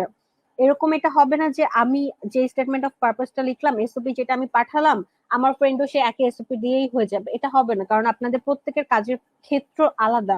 একই ডিপার্টমেন্টেরই দেখা যায় যে 2-3টা স্টুডেন্টের 2-3 রকমের এসওপি হবে। এটা নির্ভর করে আপনি কোন ক্ষেত্রটাতে কাজ করছেন, কোন সাবজেক্টে কাজ করছেন, কোন প্রজেক্টে কাজ করছেন বা কাজ করতে ইচ্ছুক, আপনার স্ট্রেংথ কি কি সেগুলো আপনি তুলে ধরবেন যে আমি এই এই বিষয়ে কাজ করে আসছি, আমি আমার এই রিসার্চ ইন্টারেস্ট আছে, এই বিষয়গুলো আপনি তুলে ধরবেন। এইটা নিয়ে হচ্ছে গিয়ে আপনার স্টেটমেন্ট অফ পারপাসটা লিখবেন। এবং এটা কিভাবে লিখবেন সেটার জন্য হচ্ছে অনলাইনে প্রচুর স্যাম্পল পাওয়া যায়। আপনি আপনার ডিপার্টমেন্ট এবং হচ্ছে গিয়ে সাবজেক্টের যে স্পেসিফিকেশন করে যদি আপনি অনলাইনে সার্চ দেন, এরকম প্রচুর স্যাম্পল পাবেন। আপনি সেখান থেকেও কিন্তু এসওপিটা হচ্ছে গিয়ে একটা ক্রিয়েট করতে পারেন এরকম স্যাম্পল গুলো দেখে। কিন্তু হচ্ছে এই জিনিসগুলা আপনাকে অ্যাপ্লিকেশন শুরু করার আগে, আপনি যখন অ্যাপ্লিকেশন করবেন তার আগে কিন্তু এই জিনিসগুলো আপনাকে রেডি করে রাখতে হবে। কারণ অ্যাপ্লিকেশনের সময় আপনি জাস্ট শুধু আপলোড করে দিতে পারেন। লাস্ট যেটা আমি বলবো যে যেটা খুবই গুরুত্বপূর্ণ, সেটা হচ্ছে লেটার অফ রিকমেন্ডেশন। এবং এই জিনিসটা কিন্তু আপনাকে দিবে হচ্ছে আপনার ইউনিভার্সিটির আপনার ডিপার্টমেন্টের প্রফেসর। এটা আপনাকে অবশ্যই টিচারের কাছ থেকেই নিতে হবে। এবং সেক্ষেত্রে আমি বলবো যে আমি রাজশাহী বিশ্ববিদ্যালয়ের পরিসংখ্যান বিভাগ থেকে আলহামদুলিল্লাহ আমার প্রত্যেকটা টিচারের কাছ থেকে অসম্ভব রকমের সাহায্য পেয়েছি এই ব্যাপারটাতে। আমি আমার যে ক্ষেত্রটা আছে সেখানে আমি বলবো যে বলস্টেডে আমার যে টিচার ছিলেন উনি, এবং হচ্ছে গিয়ে আমার রাজশাহী ইউনিভার্সিটির টিচার, আমি আসলে কারোরই নাম নিতে চাচ্ছি না কারণ এখানে এখন এতজনের নাম নেওয়া সম্ভব না। আমার আমার এই পর্যন্ত আসার ক্ষেত্রে আমার প্রত্যেকটা টিচারের অসম্ভব গুরুত্বপূর্ণ ভূমিকা রয়েছে এবং তাদের অসংখ্য অবদান রয়েছে। তারা আমাকে এই সাহায্যগুলো করেছিলেন দেখে কিন্তু আজকে আমি যে সিরাজ মুনির আপনাদের সামনে কথা বলতে পারছি, তাদের এই অবদানগুলোর কারণে কিন্তু আজকে আমি এখানে কথা বলতে পারছি। তো টিচারদের সাথে টিচারদের একটা সম্পর্ক রাখা উচিত সবারই, যে হচ্ছে আপনি যেন সেই টিচারকে বুঝাতে পারেন যে আপনি কোন জায়গাটাতে কাজ করতে চাচ্ছেন, এবং সেই টিচার সেভাবে বুঝে উনি তার মতো করে আপনাকে রিকমেন্ডেশন লেটার দিবেন। এবং মিনিমাম 3টা রিকমেন্ডেশন লেটার রেডি করে রাখতে হয়। ঠিক আছে। আরেকটা যেটা আমি বলবো যে রিকমেন্ডেশন লেটারটা কিন্তু আহ, এটা আসলে আমি বলবো যে এটা পাওয়াটা অনেক বেশি ভাগের ব্যাপার। কারণ আমি নিজে এটা হচ্ছে আমার ইউনিভার্সিটিতে হয়তো অন্য ডিপার্টমেন্টের একজনের কাছে শুনেছি, এক বড় ভাই বলেছেন যিনি হচ্ছে উনাকে টিচার রিকমেন্ডেশন দিচ্ছেন না, উনার কোর্স টিচার রিকমেন্ডেশন দিচ্ছেন না, কারণ হচ্ছে উনার কথা যে আমি তোমাকে পার্সোনালি চিনি না, আমি কেন তোমাকে রিকমেন্ডেশন দিব। কিংবা হচ্ছে আমি পার্সোনালি এরকম অনেকেই চিনি যার ইউনিভার্সিটি থেকে রিকমেন্ডেশন কেউ দিতে চায় নাই। তো এই জায়গাগুলোর ক্ষেত্রে একটা শিক্ষকের সহযোগিতা কিন্তু অনেক বেশি কাম্য। এবং আমি অবশ্যই বলবো যে আমার ডিপার্টমেন্টের যেসব শিক্ষক রয়েছিলেন যারা আমাকে এতটা হেল্প করেছেন, আমি তাদের কাছে চিরকৃতজ্ঞ সারা জীবনের জন্য, যে তারা আমাকে এই যে আমার এই পর্যায়ে আসার জন্য কিন্তু তারা আমাকে এইভাবে গড়িয়ে নিয়ে তারপর এখানে নিয়ে এসেছে। তো সেক্ষেত্রে আপনার স্যারদের সাথেও একটু ভালো সম্পর্ক রাখতে হয়। আরেকটা যে কথাটা আমি বলবো, যেটা হচ্ছে আমি স্লাইডে উল্লেখ করি নাই, কিন্তু এই ব্যাপারটা খুবই আহ, গুরুত্বপূর্ণ, সেটা হচ্ছে আসলে আমি স্লাইডে ইনক্লুড করতে এটা ভুলে গিয়েছিলাম, যে আমরা যখন অ্যাপ্লিকেশন গুলো করব তখন কিসের থ্রুতে অ্যাপ্লিকেশন করব, অ্যাপ্লিকেশন যে ফি গুলো দিতে হচ্ছে সেগুলো আমরা কিভাবে দিব। তো সেক্ষেত্রে আসলে বাংলাদেশ থেকে অ্যাপ্লিকেশন ফি দেওয়াটা একটু টাফ। আপনাকে একটা ক্রেডিট কার্ড লাগবে, মানে ক্রেডিট কার্ড হচ্ছে সব থেকে ইজি ওয়ে টু অ্যাপ্লাই। ঠিক আছে, তো সেক্ষেত্রে মনে করেন আমি বলবো যে বিভিন্ন ব্যাংক আছে যারা হচ্ছে ভিসা বা মাস্টার কার্ড দিয়ে থাকে, তাদের ওখানে আপনি অ্যাকাউন্ট খুলে কার্ডটা নিয়ে সামান্য কিছু ফি লাগে, 1-1,500 টাকা ফি দিয়ে আপনাকে হচ্ছে কার্ডটা আপনি করতে পারলেন। দেন হচ্ছে গিয়ে আপনি ওইখানে আপনি হচ্ছে ডলার এনরোলমেন্ট করতে পারবেন। তো সেক্ষেত্রে তখন আপনি ওখানে ডলার এনরোল করে আপনার এই ফি গুলো আপনি এখান থেকে দিতে পারবেন। তো এই ক্ষেত্রে হয় কি, যে যাদের কার্ড থাকে না কিংবা হচ্ছে কি যারা এই প্রসেস গুলো জানেন না, তারা তখন অ্যাপ্লিকেশনের সময় যে অনেক বেশি প্রবলেম পড়ে যায়। আমি নিজেও এগুলো আগে জানতাম না, যেহেতু আমার ডিপার্টমেন্ট থেকে আমি প্রথম হচ্ছে গিয়ে এইভাবে করে মাস্টার্স এর জন্য গিয়েছিলাম, তো ওই সাহায্যগুলো কিন্তু এই জিনিসগুলোর ক্ষেত্রে আমি অনেক বাধার সম্মুখীন হয়েছে। তো আমার মনে হচ্ছে যে এই জিনিসগুলো আমরা অনেকেই জানি না, ছেলে মেয়েদের এই জিনিসগুলো জানা উচিত যে কিভাবে তাদের এই প্রসেস গুলোতে যেতে হয়। তো সেক্ষেত্রে মনে করেন আপনার যদি একটা কার্ড আপনি আগে থেকে করে রাখেন, সেক্ষেত্রে পরে দেখা যায় বাংলাদেশের টাকায় আমরা ঠিকই আছে, কিন্তু সেটা কিভাবে আমি বাহিরে পাঠাবো সেটা আমরা বুঝতে পারি না। তো সেক্ষেত্রে আপনি হচ্ছে ওই কার্ডে এনরোল করে তখন আপনি পাঠাতে পারেন। তো আমি এটা বললাম হচ্ছে পুরোটা রিকোয়ারমেন্টস গুলো, যে এই এই জিনিসগুলো রেডি করে তারপরে আপনি অ্যাপ্লিকেশনটা স্টার্ট করবেন। এই জিনিসগুলো কোনোটা যদি আপনার মিস থাকে তাহলে আপনি অ্যাপ্লিকেশন স্টার্ট করে কিন্তু কমপ্লিট করতে পারবেন না। আচ্ছা, আমি আসলে অনেকক্ষণ ধরে কথা বলে ফেললাম ফাহিম, আমি আসলে জানি না যে কতটুকু বুঝতে পারছো বা কিরকম, কতটুকু আমি না, কভার করতে অসংখ্য পারলাম। ধন্যবাদ আপুকে। আপু আমার মনে হয় যে অনেক সুন্দর করে প্রত্যেকটা বিষয় অনেক সুন্দর করে গুছিয়ে বুঝিয়ে বলেছেন। আমি যারা শুনছেন তাদের উদ্দেশ্যে বলতে চাই, আমি একটু আগে লক্ষ্য করছিলাম আমাদের আজকে যে লাইভটি চলমান রয়েছে সেটি অনেক বেশি শেয়ার হয়েছে। আপনাদের সকলকে বলতে চাই, সকলকে অসংখ্য ধন্যবাদ এই ভালোবাসাটুকু আমাদের দেখানোর জন্য। আপনাদের সকলের যারা শেয়ার করছেন সকলের ডাটা আমাদের কাছে রেকর্ড রয়েছে। আমাদের টিম আজকে লাইভটি শেষ হওয়ার সাথে সাথেই আপু যে লাইভ গুলো শেয়ার করেছেন সেগুলো আপনাদেরকে পৌঁছে দেওয়া হবে। আপু আমি আসলে যতটুকু শুনছিলাম মনোযোগ দিয়ে, আমি সেটিকে যদি জাস্ট 2 মিনিটস একটু সংক্ষেপ করে বলি, সেটি হচ্ছে আমার কাছে মনে হুম। হয়েছে আপু 5টি বিষয়কে মোটা দাগে সুন্দর করে উল্লেখ করেছেন। প্রথমত হচ্ছে ভাষাগত দক্ষতা, যেটি যখন আপনি উচ্চশিক্ষার জন্য নিতে যাবেন সেটি আপনাকে অবশ্যই লাগবে। সেক্ষেত্রে অবশ্যই প্রথম যে চয়েসটি থাকবে সেটি হচ্ছে আইএলটিএস। সেক্ষেত্রে মোটামুটি একটি ভালো স্কোর করা, সেটি এমন নয় যে আপনাকে 80 তুলতে হবে কিংবা 8.5 তুলতে হবে, সেটি মোটামুটি 6 কিংবা আপার দেন 6 থাকলেই এনাফ। ইউনিভার্সিটি টু ইউনিভার্সিটি একটু ভ্যারি করতে পারে। দ্বিতীয়ত হচ্ছে আপনি এতকাল যে পরীক্ষাগুলো দিয়েছেন, অর্থাৎ আপনার গ্রাজুয়েশন লেভেল, মানে আপনি যেটির জন্য যেতে চান, আপনি যদি মাস্টার্সে যেতে চান তাহলে হচ্ছে আপনার আন্ডার গ্রেডে একটা মোটামুটি ভালো মানের সিজিপিএ মেনটেন করা। সেটি এমন নয় যে 4 আউট অফ 4 হতে হবে, সেটি মোটামুটি একটি ভালো মানের হলেই হচ্ছে 3.5 বা তার থেকে বেশি বা তার আশেপাশে। তৃতীয়ত যে জায়গাটি রয়েছে সেটি হচ্ছে আপনার যদি কোনো পাবলিকেশন থাকে সেটি কিন্তু বাইরের ইউনিভার্সিটির ক্ষেত্রে খুব বেশি হেল্পফুল হতে পারে। 4 নাম্বার হচ্ছে অবশ্যই আপনাকে একটা স্টেটমেন্ট অফ পারপাস থাকতে হবে, অর্থাৎ আপনি কি কারণে সেখানে যেতে যাচ্ছেন, অর্থাৎ আপনার উদ্দেশ্য কি, আপনি কি রিসার্চ পারপাসে যেতে যাচ্ছেন নাকি মাস্টার্স এর জন্য, মানে আপনার পারপাসটাকে সুন্দর করে গুছিয়ে বলতে হবে। পঞ্চম যে জায়গাটি সবচেয়ে বেশি গুরুত্বপূর্ণ সেটি হচ্ছে আপনাকে অবশ্যই একটি রিকমেন্ডেশন লেটার দিতে হবে। সেটি হচ্ছে আপনার ডিপার্টমেন্টে যারা টিচার্স রয়েছে তাদের থেকে হলে সবচেয়ে ভালো হয় যে তারা আপনাকে রিকমেন্ড করছেন সেই ইউনিভার্সিটির জন্য, যেটি অনেক বেশি হেল্পফুল। এবং সেক্ষেত্রে আমি আরেকটি বিষয় উল্লেখ করতে চাই, সেটি হচ্ছে আমি বরাবরই দেখেছি আমাদের ইউনিভার্সিটিতে, না আপু হয়তো স্ট্যাটিস্টিক্স এ পড়াশোনা করছেন, আমি অ্যাগ্রোনমি এন্ড এগ্রিকালচার এক্সটেনশনে পড়াশোনা করছি, আমাদের ডিপার্টমেন্টের টিচাররা কিন্তু অনেক বেশি আন্তরিক এ সকল ক্ষেত্রে। অর্থাৎ আমরা যখনই এ ধরনের কোনো কিছু জানতে চাই টিচাররা কিন্তু আমাদেরকে অনেক বেশি হেল্পফুল করেন, মানে সাহায্য করে থাকেন। তো সেক্ষেত্রে শিক্ষকদের সাথে ততটুকু সম্পর্ক বজায় রাখা যাতে হচ্ছে আমরা রিকমেন্ডেশন লেটারটি সহজে পেতে পারি। আমার কাছে মনে হয়েছে এই 5টি বিষয় আপু খুব সুন্দরভাবে গুছিয়ে বলেছেন। আমি জাস্ট একটু সংক্ষেপে গুছিয়ে বলার চেষ্টা করলাম দর্শকদের জন্য।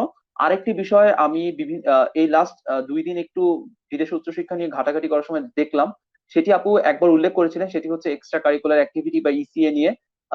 এটি নিয়ে কিন্তু আমরা একটু কথা বলবো। আমাদের শেষের দিকে একটি কোশ্চেন রয়েছে যে ইসিএ বা এক্সট্রা কারিকুলার অ্যাক্টিভিটিস এটি আপনাকে কিভাবে সিভির ক্ষেত্রে বা অ্যাডমিশনের ক্ষেত্রে হেল্প করতে পারে। আমরা হচ্ছে আমাদের দেখলাম অনেক কমেন্ট পড়েছে, আমরা হচ্ছে দু একটি কমেন্টের কোশ্চেন যদি একটু নিয়ে নিই। সাদিয়া আফরিন আশি লিখেছেন, আপু অ্যাপ্লিকেশনের খরচ কিরকম জানাবেন।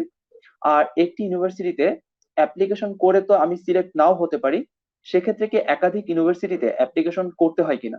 আপু এই কোশ্চেনটির অ্যান্সারটি যদি একটু দিয়ে দিতেন, আপনার এই স্লাইডের সাথে অনেক বেশি রিলেটেড ছিল।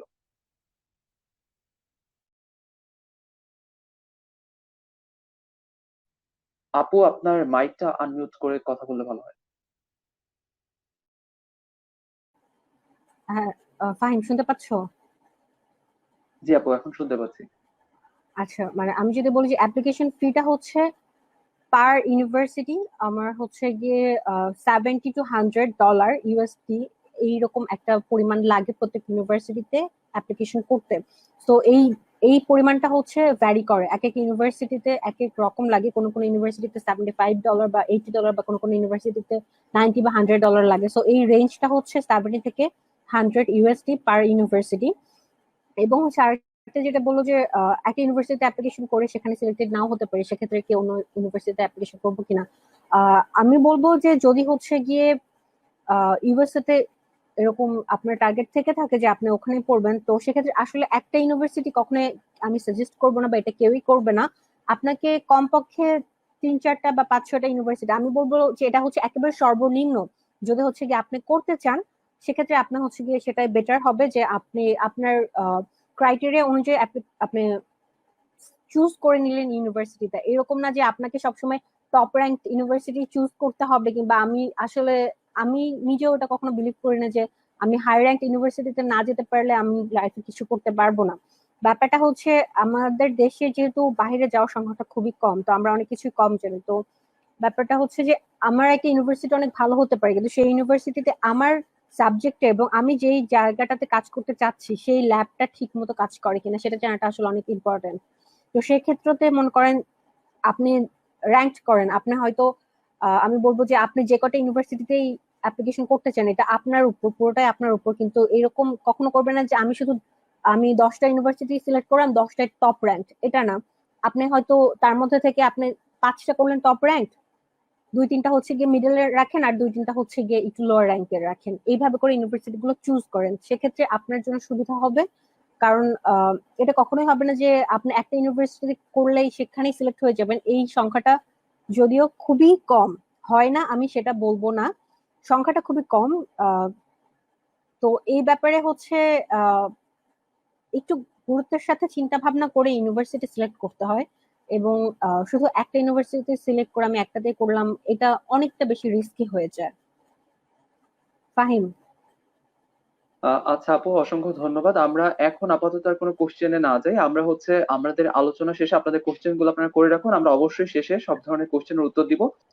এক্ষেত্রে হচ্ছে আমি একটা বিষয় একটু আপুর সাথে একটু অ্যাড করতে চাই, সেটি হচ্ছে যেমনটা হয়তো আমরা বাংলাদেশে থেকে যে ধরনের একটা কি বলে আমরা যে একটা র্যাঙ্কিং করে ফেলি যে হয়তো ঢাকা বিশ্ববিদ্যালয় কিংবা চট্টগ্রাম রাজশাহী মানে একটা যে আমরা র্যাঙ্কিং করে ফেলে জাহাঙ্গীরনগর এটা হয়তো টপ র্যাঙ্ক, কিংবা হয়তো অন্য যে ইউনিভার্সিটি গুলো রয়েছে তা সেখানে হয়তো সঠিক শিক্ষাটি হচ্ছে না। এমনটি কিন্তু যদিও বাংলাদেশে কিছুটা দেখা যায়, এটি কিন্তু বহির্বিশ্বের ক্ষেত্রে সম্পূর্ণ একটি ভ্রান্ত ধারণা। বহির্বিশ্বে কিন্তু এমনটা করা হয় না। আপনি যদি হচ্ছে মার্কিন যুক্তরাষ্ট্রের কয়েকটি পোর্টাল বা তাদের নিউজ ডেইলি গুলাও দেখেন, সেখানে আপনি কিন্তু দেখবেন যে ইউনিভার্সিটির র্যাঙ্কিং গুলো হরহামেশাই পরিবর্তন হচ্ছে। অর্থাৎ কোন একটা ইউনিভার্সিটি আজকে র্যাঙ্কিং 1 রয়েছে, সেটি পরবর্তীতে পরিবর্তন হয়েছে। এবং আপু আরেকটি যে বিষয় বললো, যে বিষয় ভিত্তিক একটি ব্যাপার কিন্তু রয়েছে। অর্থাৎ যেমন হচ্ছে যদি আপনি ইকোনমিক্স এর কথা বলেন, ইকোনমিক্সে কিন্তু আপনি হার্ভার্ডের অনেক বেশি নাম শুনবেন। কিংবা আপনি যদি ইঞ্জিনিয়ারিং এর কথা বলেন সেক্ষেত্রে আপনি হয়তো এমআইটির অনেক বেশি নাম শুনবেন। অর্থাৎ সাবজেক্ট টু সাবজেক্ট সেটি কিন্তু অনেক ভ্যারি করে। অর্থাৎ একটা ইউনিভার্সিটি সব সাবজেক্টেই অনেক বেশি ভালো হচ্ছে এমনটা কিন্তু না। অর্থাৎ র্যাঙ্কিং টাই ম্যাটার করে না। আপু যেমনটা বললেন, আমরা তো অনেক কিছু জানলাম, আমরা ইউনিভার্সিটি সার্চ করলে এখন অনেক ইউনিভার্সিটির নাম পেয়ে যাবো, সেটি চলে আসবে। পরবর্তীতে আমরা এখন একটু কথা বলবো, সেটি হচ্ছে আমরা তো এটি শুনলাম যে আমরা রিকোয়ারমেন্টস গুলো কি লাগবে। পরবর্তীতে আমার মনে হয় প্রত্যেকের মধ্যে যে জায়গাটি চলে আসে সেটি হচ্ছে ভিসা প্রক্রিয়াটি। অর্থাৎ ভিসা পাসপোর্ট যে ইস্যুগুলো রয়েছে সেটি নিয়ে অনেক সময় অনেককেই অনেক ধরনের সমস্যার মধ্যে পড়তে হয়। তারপর আরেকটি ব্যাপার থাকে, সেটি হচ্ছে ইউনাইটেড স্টেটস মানে ইউএস এর ক্ষেত্রে সেটি হচ্ছে যে ফান্ডিং একটা ইস্যু থাকে, যে এই সমস্ত ইস্যুগুলো আমি কিভাবে ফান্ড করব। তো এই ব্যাপার নিয়ে যদি আপু আমাদেরকে একটু বিস্তারিত বলতেন। আচ্ছা, আহ, যেটা হচ্ছে ফাহিম বললো যে ফান্ডিং এর ব্যাপারটা, ভিসা প্রসেসিং এর আগে আমি একটু ফান্ডিং এর ব্যাপারগুলো বলে নিই। ফান্ডিংটা খুবই ইম্পর্টেন্ট। আমি স্পেশালি বলবো যে আমি বা আমার মতো যারা মিডল ক্লাস ফ্যামিলির মানুষজন, আমাদের পক্ষে কিন্তু ইউএস এর মতো একটা জায়গায় নিজের টাকা দিয়ে পড়াটা অসম্ভব। আমি যদি সেখানে ফান্ডিংটা না পেতাম, আমি কখনোই ইউএসএ তে পড়তে যেতে পারতাম না। তো সেক্ষেত্রে গ্রাজুয়েশন লেভেলে এবং হচ্ছে গিয়ে পোস্ট গ্রাজুয়েশন লেভেলে ফান্ডিংটা তারা বেশি দেয় আন্ডার গ্রাজুয়েশনের তুলনায়। আন্ডার গ্রাজুয়েশনে 100% পাওয়া যায় না। তো ইউএসএ একটা ফুল ফ্রি স্কলারশিপ দিয়ে থাকে, যেটাকে হচ্ছে বলা হয় ফুল ব্রাইট ফরেন স্টুডেন্ট প্রোগ্রাম। যেই প্রোগ্রামটা ইউএসএ করে থাকে হচ্ছে যেই দেশে তারা এই ফান্ডটা বা এই স্কলারশিপটা দিচ্ছে সেই দেশের গভর্নমেন্টের সাথে কোলাব করে। সো তারা হচ্ছে গিয়ে যখন ফুল ব্রাইট ফরেন স্টুডেন্ট প্রোগ্রামটা তারা ইউএস যখন বাংলাদেশে অফার করবে, তখন হচ্ছে কি এটা ইউএস এম্বাসি নোটিশ পাঠাবে, এবং সেটা হচ্ছে গিয়ে বাংলাদেশ গভর্নমেন্ট, এটা হচ্ছে গিয়ে বাংলাদেশ গভর্নমেন্টের ওয়েবসাইটে এটা নোটিশটা দিয়ে দেয়। কিন্তু এই ক্ষেত্রে কিছু ব্যারিয়ার আছে, যেরকম হচ্ছে ফুল ব্রাইট স্কলারশিপের ক্ষেত্রে ইউএসএ প্রত্যেকবার তাদের কিছু ক্ষেত্র উল্লেখ করে দেয়। যেরকম আমি যদি বলে থাকি যে 2020-21 সালের জন্য যে নোটিশটা এসেছিল, সেখানে হচ্ছে গিয়ে আপনার যেই ফ্যাকাল্টি বা যে সাবজেক্ট গুলো তারা উল্লেখ করে দিয়েছিল, তার মধ্যে ছিল হচ্ছে গিয়ে economics, business, political science, public administration, urbanisation, তারপরে হচ্ছে এডুকেশন, মানে এই জিনিসগুলো ছিল। তো সেখানে কিন্তু ডেফিনেটলি আমি যদি বলি স্ট্যাটিস্টিক্স এর, আমার কিন্তু স্ট্যাটিস্টিক্স এর উল্লেখ ছিল না সেখানে। তো সেখানে কিন্তু আমি স্ট্যাটিস্টিক্স থেকে যেতে পারছিলাম না সেখানে। তো এরা হচ্ছে ক্রাইটেরিয়া গুলো এইভাবে ভাগ করে দেয় ফুলব্রাইট স্কলারশিপের ক্ষেত্রে, যে আপনার হচ্ছে ওদের যেসব স্পেসিফিক সেক্টরে তাদের মনে হয় যে এই জায়গায় আমাদের দক্ষতা একটু কম আছে বা সেরকম, ওই জায়গাগুলোর ক্ষেত্রে তখন তারা ওই বছর নিচ্ছে। এরকম না যে আপনি প্রত্যেক বছর যে কোনো ডিপার্টমেন্ট থেকেই আপনার ফুল ব্রাইটের জন্য অ্যাপ্লিকেশন করতে পারবেন, এটা আসলে হয় না।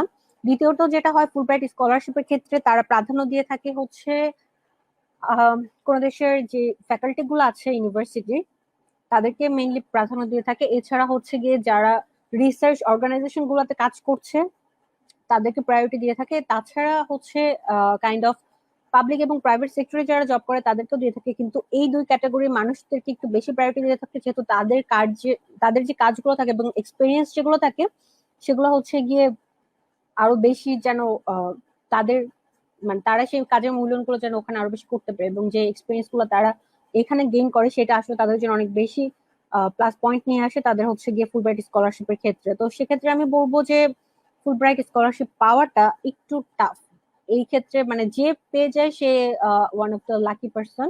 সেক্ষেত্রে আপনাকে পুরো তারা একেবারে আপনার এয়ারপ্লেনের যে ভাড়াটা, ঠিক আছে, বাংলায় যদি বলি, প্লেনের ভাড়া থেকে শুরু করে থাকা, খাওয়া, যাওয়া আসার প্রত্যেকটা খরচ তারা দিয়ে দিচ্ছে। কিন্তু এটা সবাই পায় না, এবং সব দেশে প্রত্যেক বছর এটা অফার করে না। সো এটা অনেক টাফ। সেকেন্ড যে প্রসেসটা আছে সেটা হচ্ছে গ্রাজুয়েট অ্যাসিস্ট্যান্টশিপ পাওয়া। এটা হচ্ছে মোস্ট অফ দ্য স্টুডেন্ট যারা আমেরিকায় পড়তে যায়, গ্রাজুয়েশন করতে যায়, তারা হচ্ছে গিয়ে এই ধাপটা ফলো করে তারা ফান্ডিংটা পেয়ে থাকে। তো গ্রাজুয়েট অ্যাসিস্ট্যান্টশিপটা কিভাবে পাবেন? এটা হচ্ছে যখন আপনি অ্যাপ্লিকেশন করবেন, তখন ওখানে আপনার অ্যাপ্লিকেশনের ওখানে একটা অপশন থাকবে যে আপনি হচ্ছে অ্যাসিস্ট্যান্টশিপের জন্য অ্যাপ্লিকেশন করতে চান কিনা। তো আপনি সেখানে যখন হচ্ছে গিয়ে ওই অপশনটাকে চুজ করবেন, তখন অটোমেটিক্যালি আপনার অ্যাপ্লিকেশন গ্রাজুয়েট অ্যাসিস্ট্যান্টশিপের জন্য ওরা হচ্ছে গিয়ে রিভিউ করবে। আপনি যখন অ্যাপ্লিকেশনটা কমপ্লিট হয়ে যাবে, তখন হচ্ছে ডিপার্টমেন্ট থেকে গ্রাজুয়েট অ্যাসিস্ট্যান্টশিপের জন্য আপনার অ্যাপ্লিকেশনটা রিভিউ করবে, এবং হচ্ছে গিয়ে গ্রাজুয়েট অ্যাসিস্ট্যান্টশিপটা শুধু এক ক্যাটাগরিতে দেয় না। এটা হচ্ছে যেরকম আপনি রিসার্চ অ্যাসিস্ট্যান্ট হিসেবে কাজ করতে পারেন, কিংবা হচ্ছে টিচিং অ্যাসিস্ট্যান্ট হিসেবে কাজ করতে পারেন, বা আপনার হইতে পারে যে আপনার রিসার্চ এবং টিচিং অ্যাসিস্ট্যান্টশিপ দুটাই একসাথে পেয়েছেন। তো সেক্ষেত্রে হয় যেটা, বেশিরভাগ ইউনিভার্সিটিতে এটা হচ্ছে একটা আসলে আপনাকে তারা একটা জব অফার করছে। আপনি হয়তো 20 ঘন্টা, যেটাকে বলা হয় যে পার উইক, প্রত্যেক সপ্তাহে 20 ঘন্টা আপনাকে হচ্ছে গিয়ে কাজ করতে হবে ইউনিভার্সিটিতে। আপনি যদি রিসার্চ অ্যাসিস্ট্যান্ট হন, সেক্ষেত্রে যে কোনো প্রফেসরের সাথে আপনাকে তার রিসার্চ প্রজেক্টে কাজ করতে হবে। আর যদি আপনি টিচিং অ্যাসিস্ট্যান্ট হন, সেক্ষেত্রে হচ্ছে গিয়ে আপনাকে কোন একটা সাবজেক্টের বিষয়ে সেখানে হচ্ছে ক্লাস নিতে হবে আন্ডার গ্রাডের।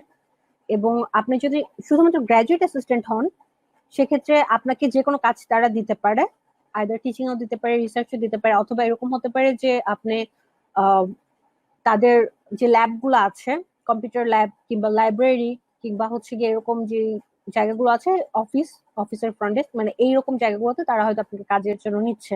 তো এই অ্যাসিস্ট্যান্টশিপের ক্ষেত্রে যেটা হয় যে হচ্ছে আপনাকে তারা মান্থলি একটা স্টাইপেন্ড দিচ্ছে, তারা কাইন্ড অফ, আমি যদি বলি যে আপনি চাকরি করছেন, তারা আপনাকে মান্থলি একটা স্যালারি দিবে, তো আপনি হচ্ছে গিয়ে সেই স্যালারি দিয়ে আপনার ওখানে থাকা খাওয়া এবং সেমিস্টার ফিটা আসলে হয়ে যায়।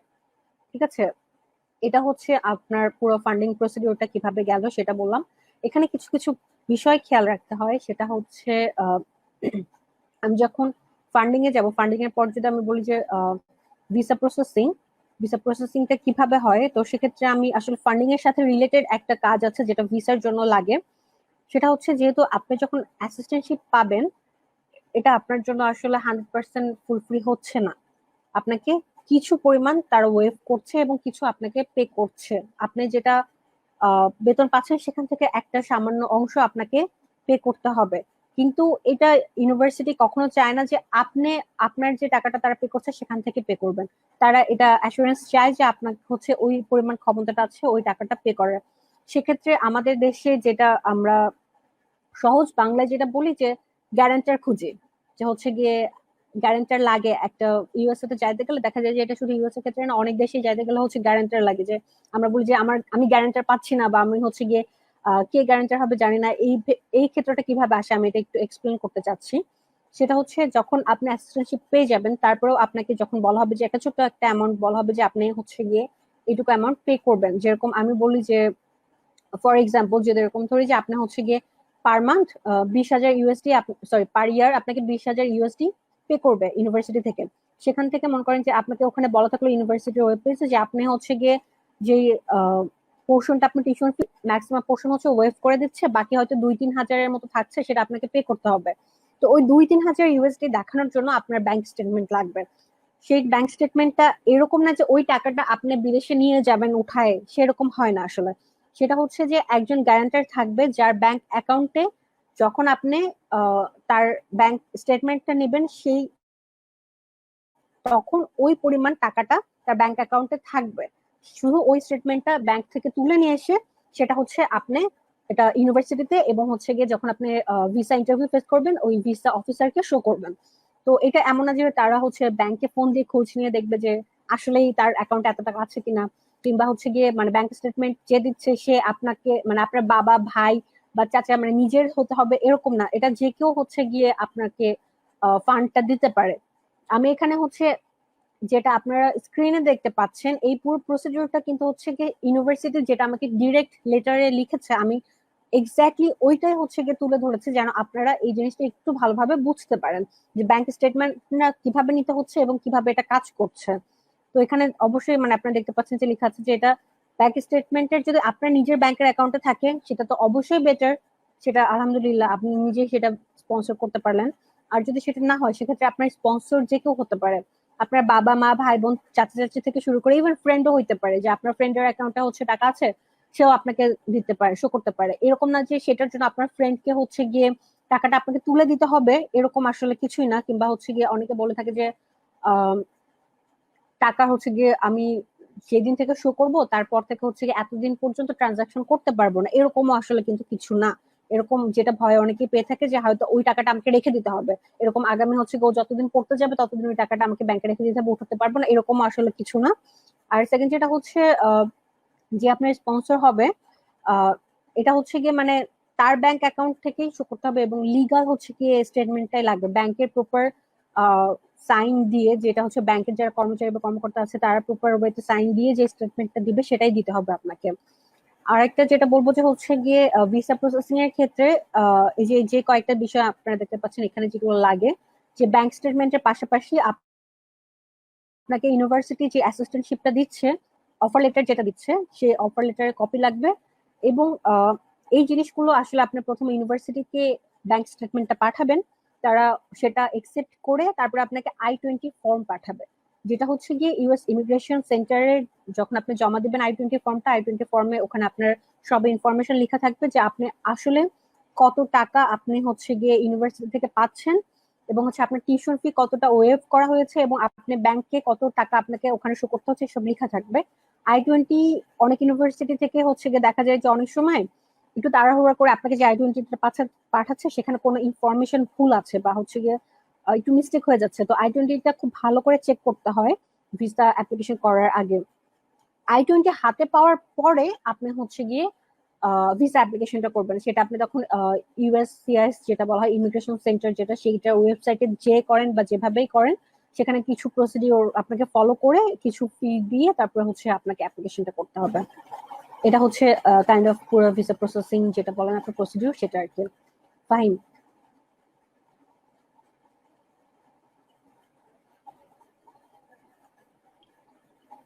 হ্যাঁ আপু, অসংখ্য ধন্যবাদ। আমার কাছে মনে হয় যে ভিসা প্রসেসে যে ব্যাপারটি রয়েছে এবং ফান্ডিং, এটি নিয়ে কিন্তু অনেকের মধ্যে অনেক ধরনের কনফিউশন ছিল, বাট সেটি আমার মনে হয় যে একদম সম্পূর্ণভাবে সকলের কাছে অনেক স্পষ্ট হয়ে গেছে।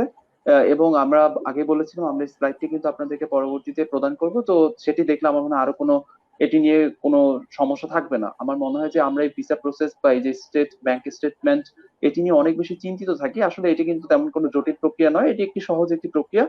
সেটি জাস্ট আমরা যদি একটু আগে থেকে মাথায় রাখি যে ব্যাংকের একটা লিগাল স্টেটমেন্ট তাকে দিতে হবে, তাহলেই কিন্তু এটি আর কোনো সমস্যার সৃষ্টি করছে না। ভিসা প্রসেস তো আপু সুন্দর করে দেখালোই আপনাদেরকে।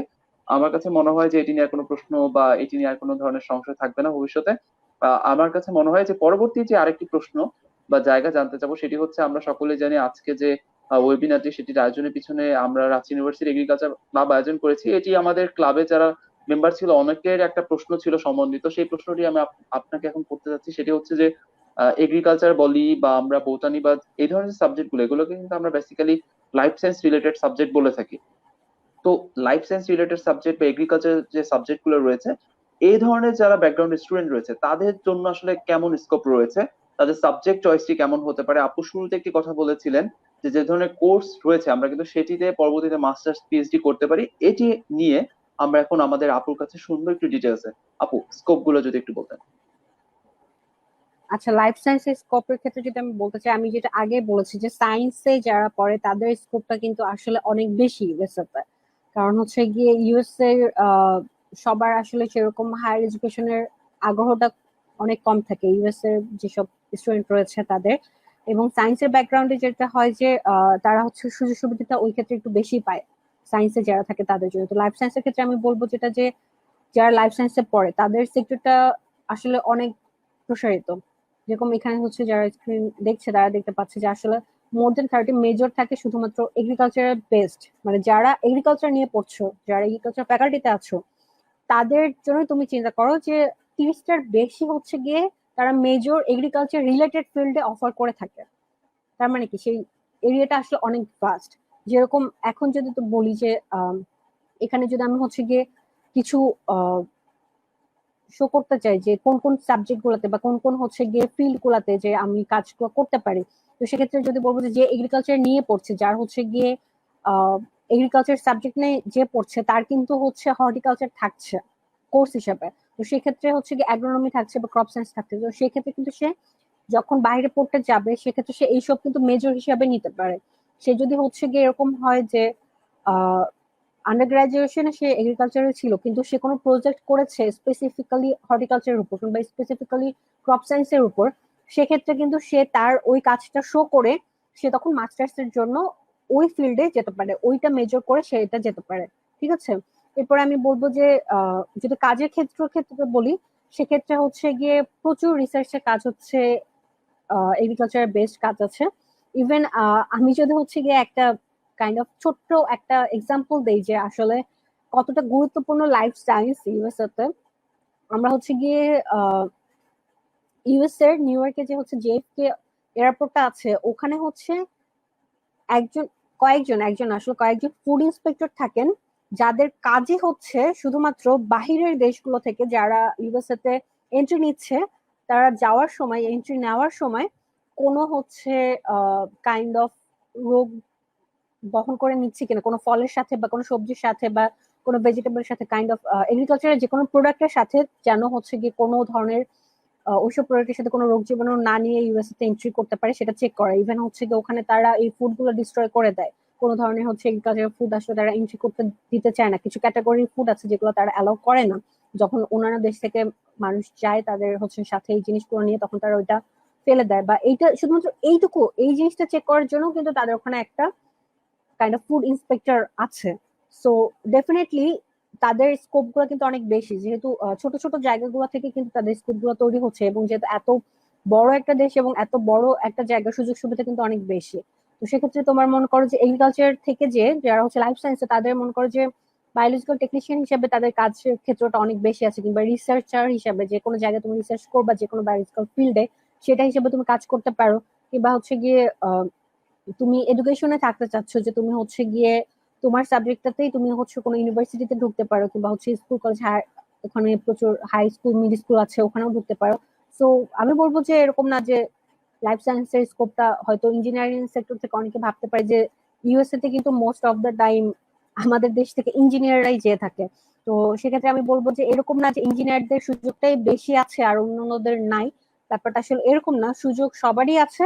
আমরা ক্ষেত্রগুলো জানি না, আমাদের ক্ষেত্রগুলো খুঁজে বের করতে হবে, নিজেদেরকে জানতে হবে এবং সেখানে অ্যাপ্লাই করতে হবে।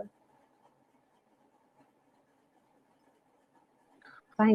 অসংখ্য ধন্যবাদ আপু। আমার মনে হয় যে আমাদের যারা সদস্যরা এই প্রশ্নটা রেখেছিলেন তারা সকলেই আপনাদের উত্তর পেয়ে গেছেন। আমার মনে হয় যে যে আপু যেটি বললো 30 major subject, that is huge. ঠিক আছে, আমার মনে হয় যে মাস্টার্স পিএইচডির ক্ষেত্রে এটি অনেক বড় একটি নাম্বার। আরো অনেক ফিল্ড রয়েছে, জব সেক্টর রয়েছে। তো আহ, এই যে জায়গাগুলো রয়েছে সেটি আমার মনে হয় যে বায়োলজিক্যাল সেক্টর, এগ্রিকালচারাল যে সাবজেক্টস যারা স্টুডেন্ট রয়েছে তাদের জন্য একটি অপার সম্ভাবনা বলাই যায় এই রিসার্চ এর ক্ষেত্রে। অর্থাৎ আমরা যদি জাস্ট আমাদের জ্ঞানের জায়গাটাকে, জানার জায়গাটাকে একটু সম্প্রসারিত রাখি, তাহলেই কিন্তু আমরা আহ, খুব সহজেই রিসার্চার কিংবা হচ্ছে পিএইচডি হোল্ডার, পিএইচডি ফেলো, মাস্টার্স, এটি খুব সহজেই কিন্তু ইউএসএ তে গ্রহণ করতে পারি। আমি চলে যাব আপু আমাদের পরবর্তী যে প্রশ্নটি রয়েছে সেটিতে। সেটি হচ্ছে আপু, শুরুতে একটি কথা কিন্তু আপনি বলেছিলেন যে ইসিএ নিয়ে, এক্সট্রা কারিকুলার অ্যাক্টিভিটিস। সেক্ষেত্রে একটি যে জিনিস, এটি আমরা যেমন আমাদের সংগঠনের কথাই যদি বলি, আমাদের সংগঠনটি কিন্তু একটি ভলেন্টারি অর্গানাইজেশন। অর্থাৎ আমি কিন্তু এটি আমার সিভিতে বলতেই পারি, I have serve as an volunteer in Rajshahi university agricultural club for 1 year, 2 year or 3 ইয়ার, যেটাই বলি না কেন। তো আমরা সকলে কিন্তু জানি শুধু রাজশাহী ইউনিভার্সিটি এগ্রিকালচার ক্লাব নয়, আরো অনেক ভলান্টারি অর্গানাইজেশন রয়েছে, যেমন আপনি যেটিতে হোল্ড করতেন, নবজাগরণ ফাউন্ডেশন, কিংবা ব্লাড ডোনেশন। অর্থাৎ আমি জাস্ট আমার একটা উদাহরণ দিলাম যে আমাদের সংগঠন, আমরা কিন্তু সকলেই ভলান্টিয়ার। তো একজন ভলান্টিয়ারের আসলে এই ভলান্টিয়ারিং করার ফলে যেটি হয়, অনেকেই কিন্তু মনে করে যে হয়তো ভলান্টিয়ারিং করার ফলে এটি হয়তো আমাকে খুব বেশি বেনিফিট দিবে না, আমার সিভি কে ভারী করবে না, কিংবা হায়ার স্টাডিজে হয়তো এটি হেল্পফুল হবে না। তো এরকম একটি জায়গা থেকে যে মিথটি প্রচলিত রয়েছে, এই মিথটিকে আপনি কিভাবে দেখেন, যে এটি কি আসলেই সত্য, নাকি এটি আসলেই ভবিষ্যতে কোনো ধরনের সাহায্য করে? তো এই মিথের ব্যাপারটা আমরা আপুর কাছেই শুনি। আপু। আচ্ছা, হ্যাঁ ফাহিম, এই প্রশ্নটা আসলে খুবই গুরুত্বপূর্ণ এবং খুবই সুন্দর একটা প্রশ্ন। কারণ আমরা যারা অর্গানাইজেশন করে আসছি, যারা হচ্ছে অর্গানাইজেশনে যুক্ত ছিলাম, তারা অনেক সময় স্টুডেন্টদের কাছে এই ধরনের কথা আসলে আসতো, প্রশ্ন আসতো যে আসলে অর্গানাইজেশন করে কি হবে। যারা আসলে পড়ালেখা করতে ইচ্ছুক, তাদের যাদের সিজিপিএ হাই রাখতে ইচ্ছুক, তাদের কথা যে লেখাপড়া করে জাস্ট শুধু সিজিপিএ হাই করলেই কিন্তু আমার হয়ে যাচ্ছে, আমি তখন হচ্ছে কি বাইরে চলে যেতে পারছি, আমি কেন ভলান্টিয়ার ওয়ার্ক করে আমার সময়টা নষ্ট করব।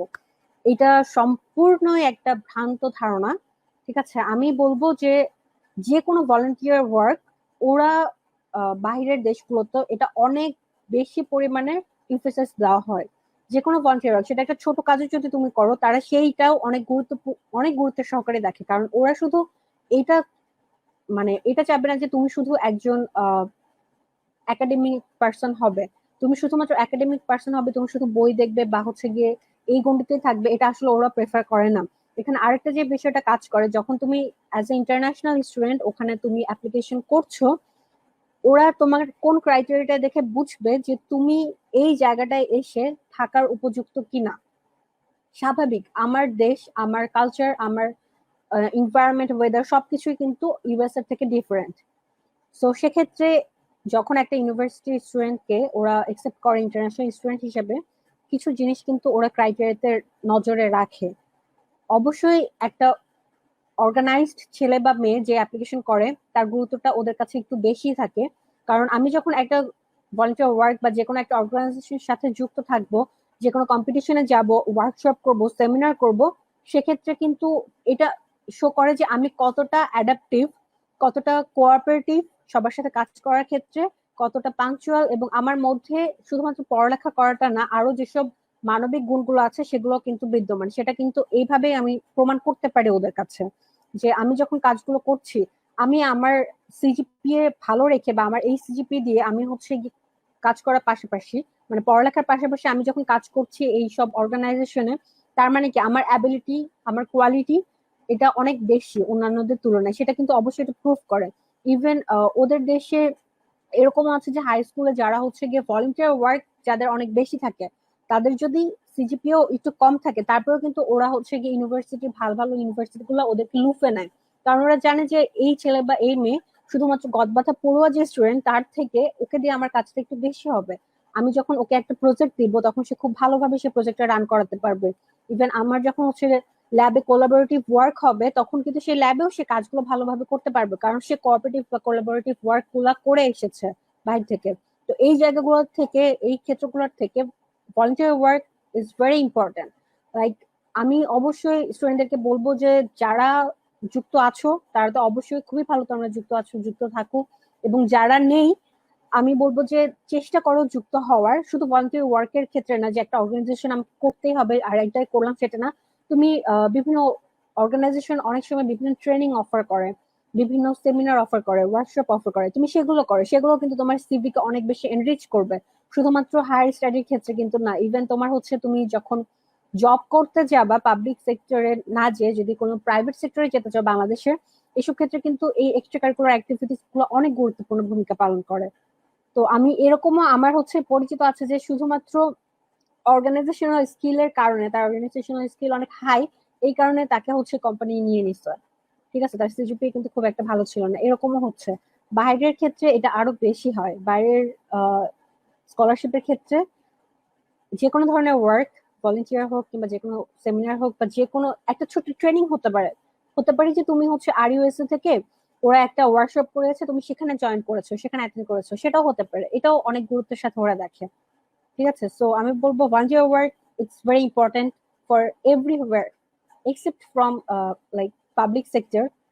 অন্য যে কোনো সেক্টরের ক্ষেত্রে আমি বলবো এটা খুবই গুরুত্বপূর্ণ। ফাহিম। অসংখ্য ধন্যবাদ আপু। আমার মনে হয় যারা শুনছেন তারা এখন মনে হয় যে আমরা বরাবরই এটি আমাদের শিক্ষক বা আমরা যখনই বিভিন্ন ওয়ার্কশপ বা বিভিন্ন আমি এর আগেও বলবো যে আমরা দু একটা লাইভে যখনই গেস্ট এনেছি তারা কিন্তু এটিকে সবসময় গুরুত্ব দিয়েছে যে শুধু পড়ালেখা নয়, পড়ালেখার পাশাপাশি অন্য ভলান্টিয়ারি কাজগুলোতে আমরা যেন অবশ্যই যুক্ত থাকি নিজেদেরকে। এটি আমি এখন বলবো, যেমন আমি যদি ছোট্ট একটা উদাহরণ দেই, যেমন হচ্ছে আমরা বিভিন্ন সময় ঈদের সময় দেখি বা আমরা বর্তমান সময় করোনা পরিস্থিতিতেও আমরা দেখছি যে বিভিন্ন সংস্থা বা বিভিন্ন ভলেন্টিয়ার স্টুডেন্টসরা কিন্তু হচ্ছে এগিয়ে আসছে, মানুষের পাশে এসে দাঁড়াচ্ছে। অর্থাৎ এই যে একটা অ্যাডাপ্টেশন ক্ষমতা, অর্থাৎ বিভিন্ন প্রান্তরে নিজেকে মানিয়ে নেওয়া, বিভিন্ন মানুষের পাশে এসে দাঁড়ানো, এই কাজগুলো কিন্তু প্রমাণ করে যে আপনি কতটা বেশি পারদর্শী সকলের সাথে মিশে যাওয়া, সকলের সাথে যুক্ত হওয়ার। তো এর মাধ্যমে কিন্তু আমাদের আজকে যে সেশনটি ছিল, ইন্টারেক্টিভ সেশনটি, এটির স্লাইড প্রদর্শনটি কিন্তু সমাপ্ত হলো। আমরা এখন কোশ্চেন সেশনে চলে যাব। অর্থাৎ আপনারা যে কোশ্চেন গুলো আমাদেরকে করছেন সেগুলো হচ্ছে আমি স্লাইডে দেওয়ার জন্য বলবো। আমি হচ্ছে আপুর কাছে চলে যাবো সে সকল কোশ্চেনের উত্তর নেওয়ার জন্য। আচ্ছা, প্রথম প্রশ্ন সেটি হচ্ছে তাসরিন প্রীতি করেছেন, সেটি হচ্ছে আপু বিশ্ববিদ্যালয়ের ঠিক কোন পর্যায় থেকে শুরু করতে হবে প্রস্তুতি? আপু। আচ্ছা, যদি কারো বাইরে উচ্চশিক্ষা গ্রহণের ইচ্ছা থেকে থাকে, আসলে সেটার ডিসিশনটা নেওয়াটা অনেক বড় ব্যাপার। মেন্টাল সেটআপটাই সব থেকে বড়। তুমি যখন থেকে মেন্টালি সেটেলড হবা যে আমি ইউনিভার্সিটি শেষ করার পরে আমি বাইরে যেতে যাচ্ছি, তখন থেকে আসলে তোমার প্রস্তুতিটা নেওয়া উচিত। ঠিক আছে, মানে দেরি করা উচিত না। প্রস্তুতি বলতে কি কি কি ধরনের প্রস্তুতি আমি নিব? প্রতিদিন 1 ঘন্টা করে দৌড়াই ফিট থাকবো? ব্যাপারটা তো সেরকম না। তো ব্যাপার হচ্ছে যে তোমার সিজিপিএটার জন্য কিন্তু তোমাকে ফার্স্ট ইয়ার থেকেই খেয়াল রাখতে হচ্ছে, যেন তোমার সিজিপিএটা একেবারে পড়ে না যায়। এটাও কিন্তু তোমার একটা প্রস্তুতি। এবং যখন তুমি হচ্ছে গিয়ে আইএলটিএস বা জিআরই এক্সাম দিবে, কতদিন আগে আইএলটিএস দিতে পারবে এবং কতদিন আগে জিআরই দিতে পারবে, এই বিষয়গুলো জানা এবং সেই অনুযায়ী হচ্ছে এক্সামের জন্য রেডি হওয়া, সেটাও কিন্তু একটা প্রস্তুতি। যেরকম আমি যদি ছোট করে বলি, আইএলটিএস এর একবার আইএলটিএস দেওয়ার পরে তার মেয়াদ থাকে 2 বছর। তোমাকে এটা ভেবে নিতে হবে যে আমি এখন আইএলটিএস যদি আমি সেকেন্ড ইয়ারে দিই, আমি ফোর্থ ইয়ারে কিন্তু শেষ করে বাইরে যেতে পারবো না সেই আইএলটিএস রেজাল্ট দিয়ে। ডেফিনেটলি তোমাকে ফোর্থ ইয়ারে এসে কিংবা মাস্টার্সে এসে আইএলটিএস দিতে হবে, যেন হচ্ছে তুমি মাস্টার্স যদি বাইরে করতে চাও সেই সময়টা তুমি হাতে পাও, তোমার সেই আইএলটিএস মেয়াদটা থাকে। আবার যদি জিআরই কথা চিন্তা করি, জিআরই কিন্তু 5 বছরের মেয়াদ। তুমি একবার জিআরই পরীক্ষা দেওয়ার পরে তোমার যে স্কোরটা আসবে সেটা তুমি 5 বছর পর্যন্ত ভ্যালিড। তো সেক্ষেত্রে তুমি যদি সেকেন্ড থার্ড ইয়ারেও জিআরই দিয়ে ফেলো তাহলে কোনো সমস্যা নেই, তুমি মাস্টার্স বাইরে যে করতে পারবে। কিন্তু আমি বলবো যে প্রিপারেশনটা নেওয়ার ক্ষেত্রে যখন তুমি মেন্টালি স্টেবল হবে যে না আমি বাহিরে যাবই, ঠিক আছে, তখন থেকে তোমার প্রিপারেশনটা শুরু করা উচিত। এবং এইটা নিয়ে এরকম কোনো মিথ যেরকম থাকে যে এখন খুব বেশি দেরি হয়ে গেছে বা এখন খুব আর্লি, আসলে ব্যাপারটা এরকম না। প্রিপারেশন তোমাকে যেটা বললাম যে ফার্স্ট ইয়ার থেকে নিতে হচ্ছে, তোমার জিপিএটা অবশ্যই ধরে রাখতে হবে ফার্স্ট ইয়ার থেকেই। আবার তোমার যে ইনফরমেশন গুলো লাগবে যেগুলো আমি বললাম, যে তুমি অ্যাপ্লিকেশন করার আগে ওয়েস্টটা তোমাকে ডেফিনেটলি 1-2 মাস অ্যাপ্লিকেশন করার আগেই যেন ওয়েস্টটা কমপ্লিট থাকে, সেই ক্ষেত্রে তোমার প্রিপারেশন নিতে হচ্ছে। তো প্রিপারেশনটা নেওয়াটা হচ্ছে অনগোয়িং একটা প্রসেস। তোমার হচ্ছে এরকম কোনো কিছু হবে না যে শুধু আমি আজকে এখন থেকে শুরু করলাম বা আমি থার্ড ইয়ারে উঠে গেছি এখন স্টার্ট করলাম আমি জিআরই আইএলটিএস পড়া, বা আমি হচ্ছে ফার্স্ট ইয়ারে এসে এখন কি করলে হবে কিনা, আমার এখনো সময় আছে, ব্যাপারটা কিন্তু ওরকম না। তোমাকে প্রত্যেকটা ধাপের জন্য জানতে হবে যে কোন ধাপটা কখন নিতে হবে। তো এটা ভ্যারি করছে, এক এক ধাপের প্রিপারেশন তোমার এক এক সময় নিতে হচ্ছে। এবং এই সব কাজের মূলে হচ্ছে তোমার মেন্টাল স্ট্যাবিলিটি। তুমি যেতে চাচ্ছ বাইরে হায়ার এডুকেশনের জন্য, এইটা যখন থেকেই তুমি সেট আপ দিয়ে নিবা মেন্টালি, তখন থেকেই তোমার প্রিপারেশন আসলে শুরু। আহ তারপর হচ্ছে ইমতিয়াজ বুলবুল, সে কমেন্ট করেছেন পাবলিকেশনস নিয়ে আরেকবার বললে সুবিধা হতো আপু। আচ্ছা, পাবলিকেশনস নিয়ে যেটা বলবো যে আহ, আমি যেটা এর আগেও বলেছি যে আসলে যদি তোমার হাই সিজিপিএ থাকে সেক্ষেত্রে publication is not mandatory for masters. ঠিক আছে, যে তুমি আহ, একটু ভালো সিজিপিএ থাকলে তোমার মাস্টার্স এর জন্য পাবলিকেশনটা ম্যান্ডেটরি হয় না কখনোই। কিন্তু পাবলিকেশন থাকলে সেটা অবশ্যই তোমার প্রোফাইলে তোমার সিভিতে অনেক বেশি এক্সট্রা মার্কস যুক্ত করে। তো সেক্ষেত্রে আমি বলবো যে শুধুমাত্র এরকম না যে জার্নাল বা পাবলিকেশন যেগুলো আমরা বলি যে অনেক ভালো ভালো জার্নাল পেপার হচ্ছে, শুধুমাত্র এইটাই হইতে হবে এরকম না। তুমি ছোট ছোট কাজ করতে পারো, তোমার ইউনিভার্সিটি টিচারের সাথে তুমি কাজ করলে একটা, যেটা জার্নাল আকারে যে কোনো জার্নালে যেতে পারে, সেটা যেরকম একটা পাবলিকেশন হতে পারে। কিংবা হচ্ছে তুমি বিভিন্ন কনফারেন্সে পেপার দিচ্ছ, সেটা তোমার পাবলিকেশনসে অ্যাড হতে পারে, কনফারেন্স পেপার বলা হয় এগুলাকে, সেটাও যেতে পারে। আবার এরকম হয় যে তোমার পোস্টার প্রেজেন্টেশন দিচ্ছ একটা কনফারেন্সে, সেটাও হতে পারে, সেটাও হচ্ছে তোমার পাবলিকেশন আন্ডারে পড়তে পারে তোমার সিভির ক্ষেত্রে। কিংবা হচ্ছে আহ, তুমি যে কাজগুলো মানে যে ধরনের কাজে তুমি করতে চাও এই কাজগুলোর মধ্যে থাকতে হবে। পাবলিকেশনটা ম্যান্ডেটরি না, বাট পাবলিকেশন বা পেপারস যেগুলো আমি বললাম যে জার্নালস এর ক্ষেত্রে যদি এগুলো হয়ে থাকে সেক্ষেত্রে অনেক বেশি পজিটিভ ফিডব্যাক তুমি পাবে ইউনিভার্সিটি গুলো থেকে। আচ্ছা, পরবর্তীতে আমাদের কোশ্চেন করেছে অবন্তী সাফিয়া আখি, আপু আইএলটিএস কোর্স করব কিন্তু পরীক্ষা দিলাম না, এরকম করা যাবে কি? আচ্ছা, কোর্স করবে কিন্তু পরীক্ষা দিবে না, এটা আসলে তো আপু সম্পূর্ণ তোমার ব্যাপার।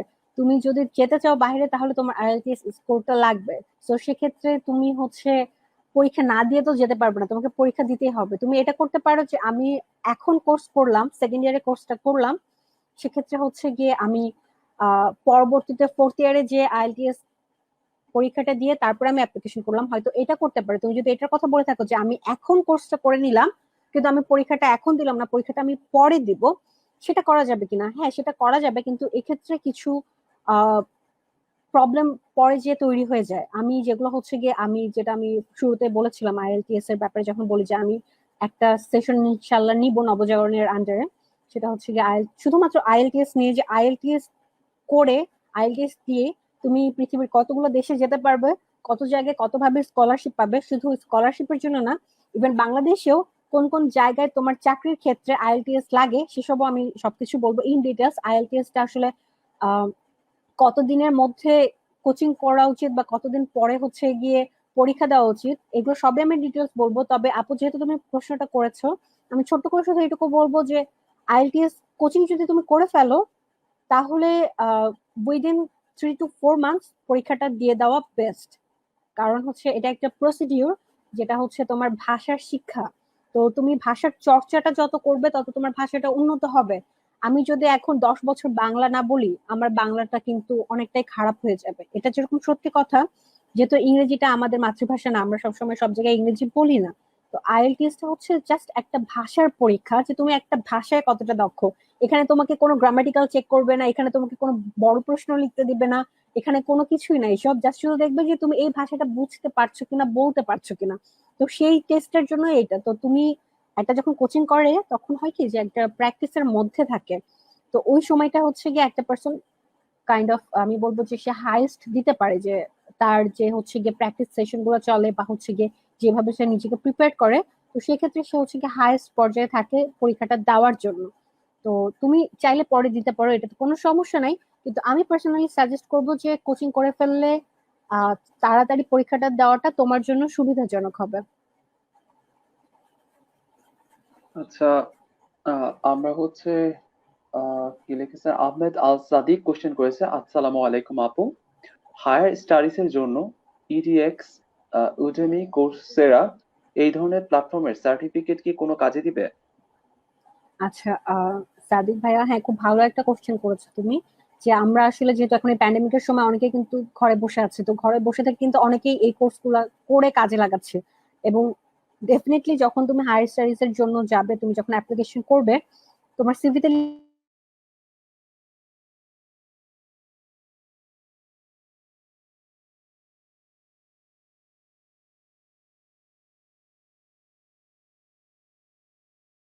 আহ, আমার মনে হয় যে যান্ত্রিক কোনো কারণে কিংবা নেটওয়ার্কের দুর্বলতার কারণে হয়তো আমাদের অতিথি, আমাদের আজকে যে অতিথি ছিলেন সিরাজুল মুনিরা খান, তিনি হয়তো আমাদের সাথে থেকে একটু বিচ্ছিন্ন হয়ে গেছেন। আমরা একটু অপেক্ষা করি, আমার মনে হয় যে উনি দ্রুতই চলে আসবেন। আমি এই মুহূর্তে একটু অনুরোধ করব আমাদের যে কমেন্ট গুলো পড়েছিল সেই কমেন্ট গুলোকে একটু স্ক্রিন করার জন্য। আমরা একটু কিছু কমেন্ট দেখে আসি।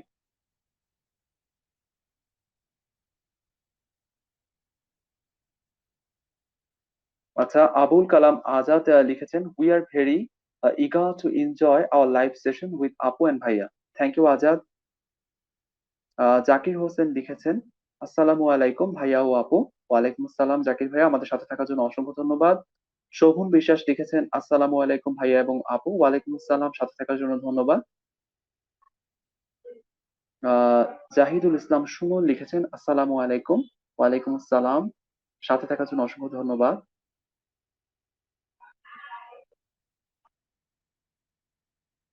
তারপর হচ্ছে মোনায়েম খান লিখেছেন, খুব সুন্দর। অসংখ্য ধন্যবাদ, আপনাদের এই ধরনের উৎসাহ আমাদেরকে পরবর্তী আয়োজনের জন্য অনেক বেশি উৎসাহ প্রদান করে। তারপরে জাকির হোসেন লিখেছেন, খুব সাবলীল উপস্থাপনা, অসংখ্য ধন্যবাদ আমাদের সাথে থাকার জন্য। আমরা রাজশাহী ইউনিভার্সিটি এগ্রিকালচার ক্লাব আশা করি এবং বিশ্বাস করি আমরা এই ধরনের আয়োজন নিয়ে আপনাদের সামনে আবার আসবো। নাজমুল শায়ের হিয়া লিখেছেন, very informative session indeed. Obviously, the session was really so informative, and our guest Shazum Munira Khan Apu was really excellent with throughout the whole session. And after the session, we will provide you the slide which has been shown by our guests. Next.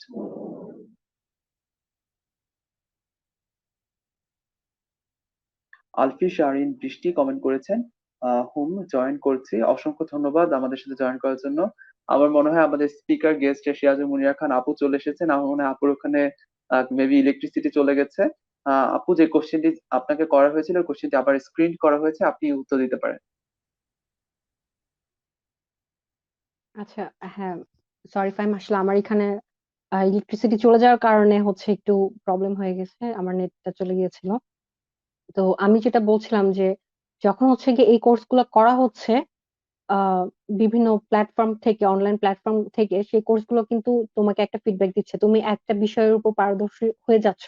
তো সেই ক্ষেত্রগুলোতে ওরা এই জিনিসগুলোর অবশ্যই অনেক বেশি value দেয়।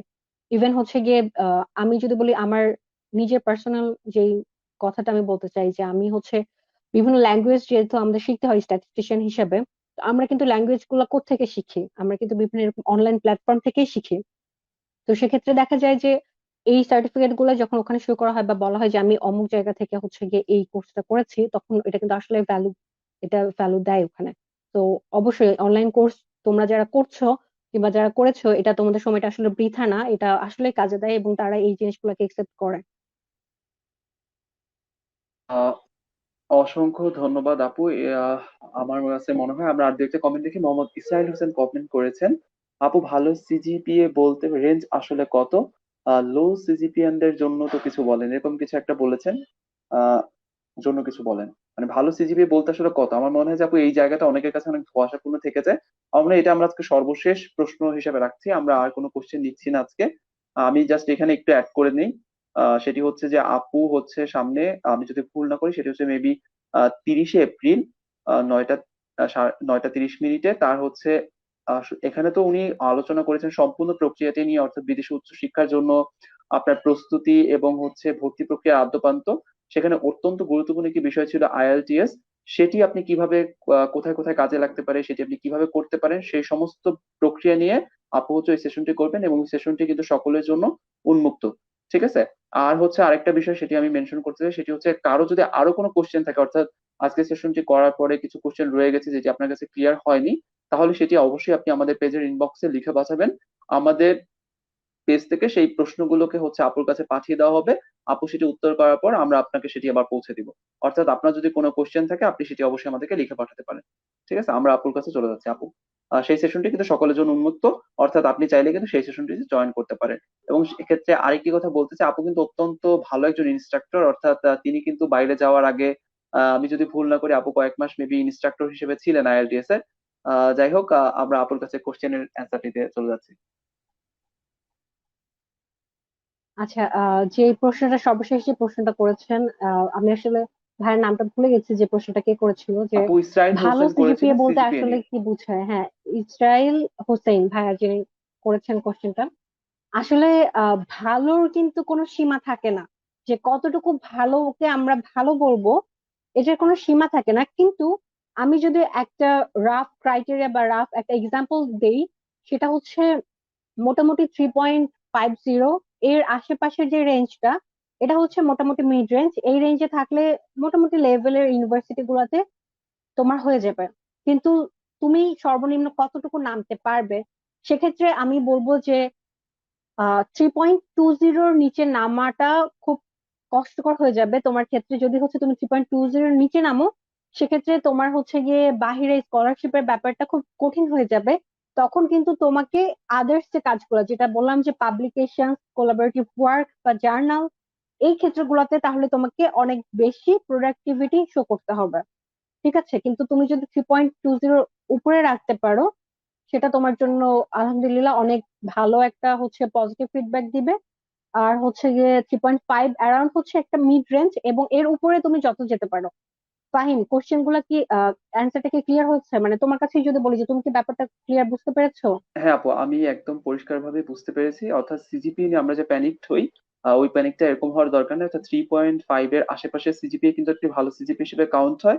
এবং আপনার যদি 3.2 এর উপরেই থাকে বা 3 এর উপরেও থাকে, সেক্ষেত্রে কিন্তু আপনি খুব সহজেই অ্যাপ্লাই করতে পারছেন। ঠিক আছে। আর সেক্ষেত্রে আমার মনে হয় যে আপু দুই তিনটা বিষয়ের কথা বলেছেন, একটা হচ্ছে কোনো জার্নাল বা পাবলিকেশন আছে কিনা সেটির দিকে নজর দিতে পারে, এবং দ্বিতীয় আরেকটা জায়গা হচ্ছে আপনি হয়তো আপনার অন্যান্য যে জায়গাগুলো রয়েছে, অর্থাৎ আপনি কোনো একটা জায়গায় কোনো একটা কিছু কোর্স আপনি এক্সট্রা করেছেন, আপনার এক্সট্রা কারিকুলার কোনো অ্যাক্টিভিটিস আছে, সেগুলোকে একটু যদি গ্লোরিফাই করেন, তাহলে হয়তো সেই জায়গা থেকে সেটা মিনিমাইজ করে একটা ব্যালেন্স নিয়ে আসবে। অসংখ্য ধন্যবাদ আপু। আচ্ছা, আমি হচ্ছে আমার আরেকটু মনে হয় বলি যে ফাহিম। হ্যাঁ আপু। হ্যাঁ অবশ্যই হ্যাঁ, আপু। মানে হচ্ছে যাদের সিজিপিএটা কম থাকছে, তাদের ক্ষেত্রে আমি বলবো যে আহ, শুধু পাবলিকেশন যে দরকার সেটা না, পাবলিকেশন তোমার নাই হইতে পারে, কিন্তু আমাদের কিন্তু ডিপার্টমেন্ট গুলোতে একটা কথা বলা যে প্রজেক্ট করা। তো সেখানে যদি তুমি একটা ভালো মানের প্রজেক্ট করতে পারো, সেটাও কিন্তু হচ্ছে গিয়ে তোমার জন্য অনেক পজিটিভ ফিডব্যাক দিবে। ঠিক আছে, যে শুধু এরকম না যে আমার শুধু জার্নালে পেপার পাবলিকেশন করতে হবে, সেটা না। অনেকেরই সেটা হয় না, যেরকম আমার হয়নি এটা। ঠিক আছে, আমি ইউনিভার্সিটিতে মাস্টার্স করার পরও আমার কোনো পেপার ছিল না, কিন্তু দেখা যায় যে অনেক ডিপার্টমেন্টে প্রজেক্ট করাচ্ছে, থার্ড ইয়ারে বা সেকেন্ড ইয়ারে বা ফোর্থ ইয়ারে এসে প্রজেক্ট করাচ্ছে। তো তোমরা যদি এরকম হয় যে কেউ আরো বেশি প্রজেক্ট করতে পারো, কিংবা কোনো স্যারের কাছে যে পার্সোনালি তার সাথে কাজ করে, ল্যাবে কাজ করে প্রজেক্ট গুলো করতে পারো, সেক্ষেত্রেও এই জায়গাগুলোতে তখন তোমার সিজিপিএ যদি একটু কমও থাকে, সেটা খুব একটা সমস্যা হবে না। অসংখ্য ধন্যবাদ সিরাজুল মনিরা খান আপুকে। আপু আজকে সকাল থেকে নিয়ে অনেক কথা বলেছে। আমরা লাস্ট একটি কমেন্ট পড়লাম, সেটি হচ্ছে শাকিল আহমেদ তন্ময় কমেন্ট করেছিলেন যে খুব সুন্দর একটি প্রোগ্রাম। আমরা ঠিক এখানে আমরা বিশ্বাস করি রাজশাহী ইউনিভার্সিটি এগ্রিকালচারাল ক্লাব চেষ্টা করেছে বর্তমানে করোনা মহামারীর ঘরে বসে থাকা বন্দি একটা অবস্থায় আমরা শিক্ষার্থীরা যখন অনেক কিছু নিয়ে ভাবছি, আমাদের স্বপ্নের একটি বড় অংশ জুড়েই কিন্তু থাকে বিদেশে উচ্চশিক্ষা। ঠিক সেই উচ্চশিক্ষার আমাদের মনের কোণে জমে থাকা বিভিন্ন প্রশ্ন এবং শুরু থেকে শেষ সম্পূর্ণ প্রক্রিয়ার আদ্যোপান্তকে একটি ওয়েবিনার মাধ্যমে শিক্ষার্থীদের সামনে সহজে তুলে নিয়ে আসার জন্যই কিন্তু আমাদের আজকের ওয়েবিনারটা ছিল, হায়ার স্টাডি ইউএসএ শীর্ষক। আমরা আহ আপনাদের সকলে যে ভালোবাসা পেয়েছি, সকলে যে উৎসাহ উদ্দীপনা শুরু থেকে নিয়ে শেষ আমরা প্রায় দেখছি 1.5 ঘন্টা ব্যাপী আমাদের ওয়েবিনারটি চলছে, আমরা শুরু থেকে শেষ এখনো অনেক কমেন্ট পাচ্ছি। সেক্ষেত্রে আমরা আন্তরিকভাবে অন্তঃস্থল থেকে আপনাদের সকলকে ধন্যবাদ জানাই। সেই সাথে আমাদের যে গেস্ট ছিলেন সিরাজুল মুনিরা খান আপু, তাকে কি বলবো, তিনি যে সুন্দর করে আমাদের সকল বিষয়কে উপস্থাপন করেছেন সেই জন্য আসলেই আন্তরিক অভিনন্দন। আমার কাছে মনে হয় আমরা যদি ভবিষ্যতে এ ধরনের কোনো আয়োজন করতে চাই তাহলে হয়তো আমরা আপুকে আবারও পাশে পাবো। আহ এবং আপনাদের কোনো কোশ্চেন থাকলে লিখে পাঠাবেন আমাদের, আপু সেটি কিন্তু পরবর্তীতে উত্তর করবেন। এবং আপনাদের পরবর্তী যে লাইভটি রয়েছে আপুর 30শে এপ্রিল, সেটির জন্য আমন্ত্রণ থাকলো। ঠিক করোনা মহামারী এবং রমজান মাসে আমরা দেখছি করোনা কিন্তু একটু ঊর্ধ্বগতির দিকে রয়েছে, আমরা সকলেই যেন ঘরে অবস্থান করি, সামাজিক দূরত্বকে বজায় রাখি এবং সবাই সবার জন্য দোয়া করি। মহান এই মাসে আল্লাহ তাআলা আমাদের সবাইকে কবুল করুন এবং এই পৃথিবী থেকে করোনা মুছে যাক, আমরা আবারও এই সুন্দর পৃথিবীর স্বপ্ন দেখি। এই আশাবাদ ব্যক্ত করে আমরা আজকের মতো বিদায় নিচ্ছি। সকলকে অসংখ্য ধন্যবাদ। আল্লাহ হাফেজ।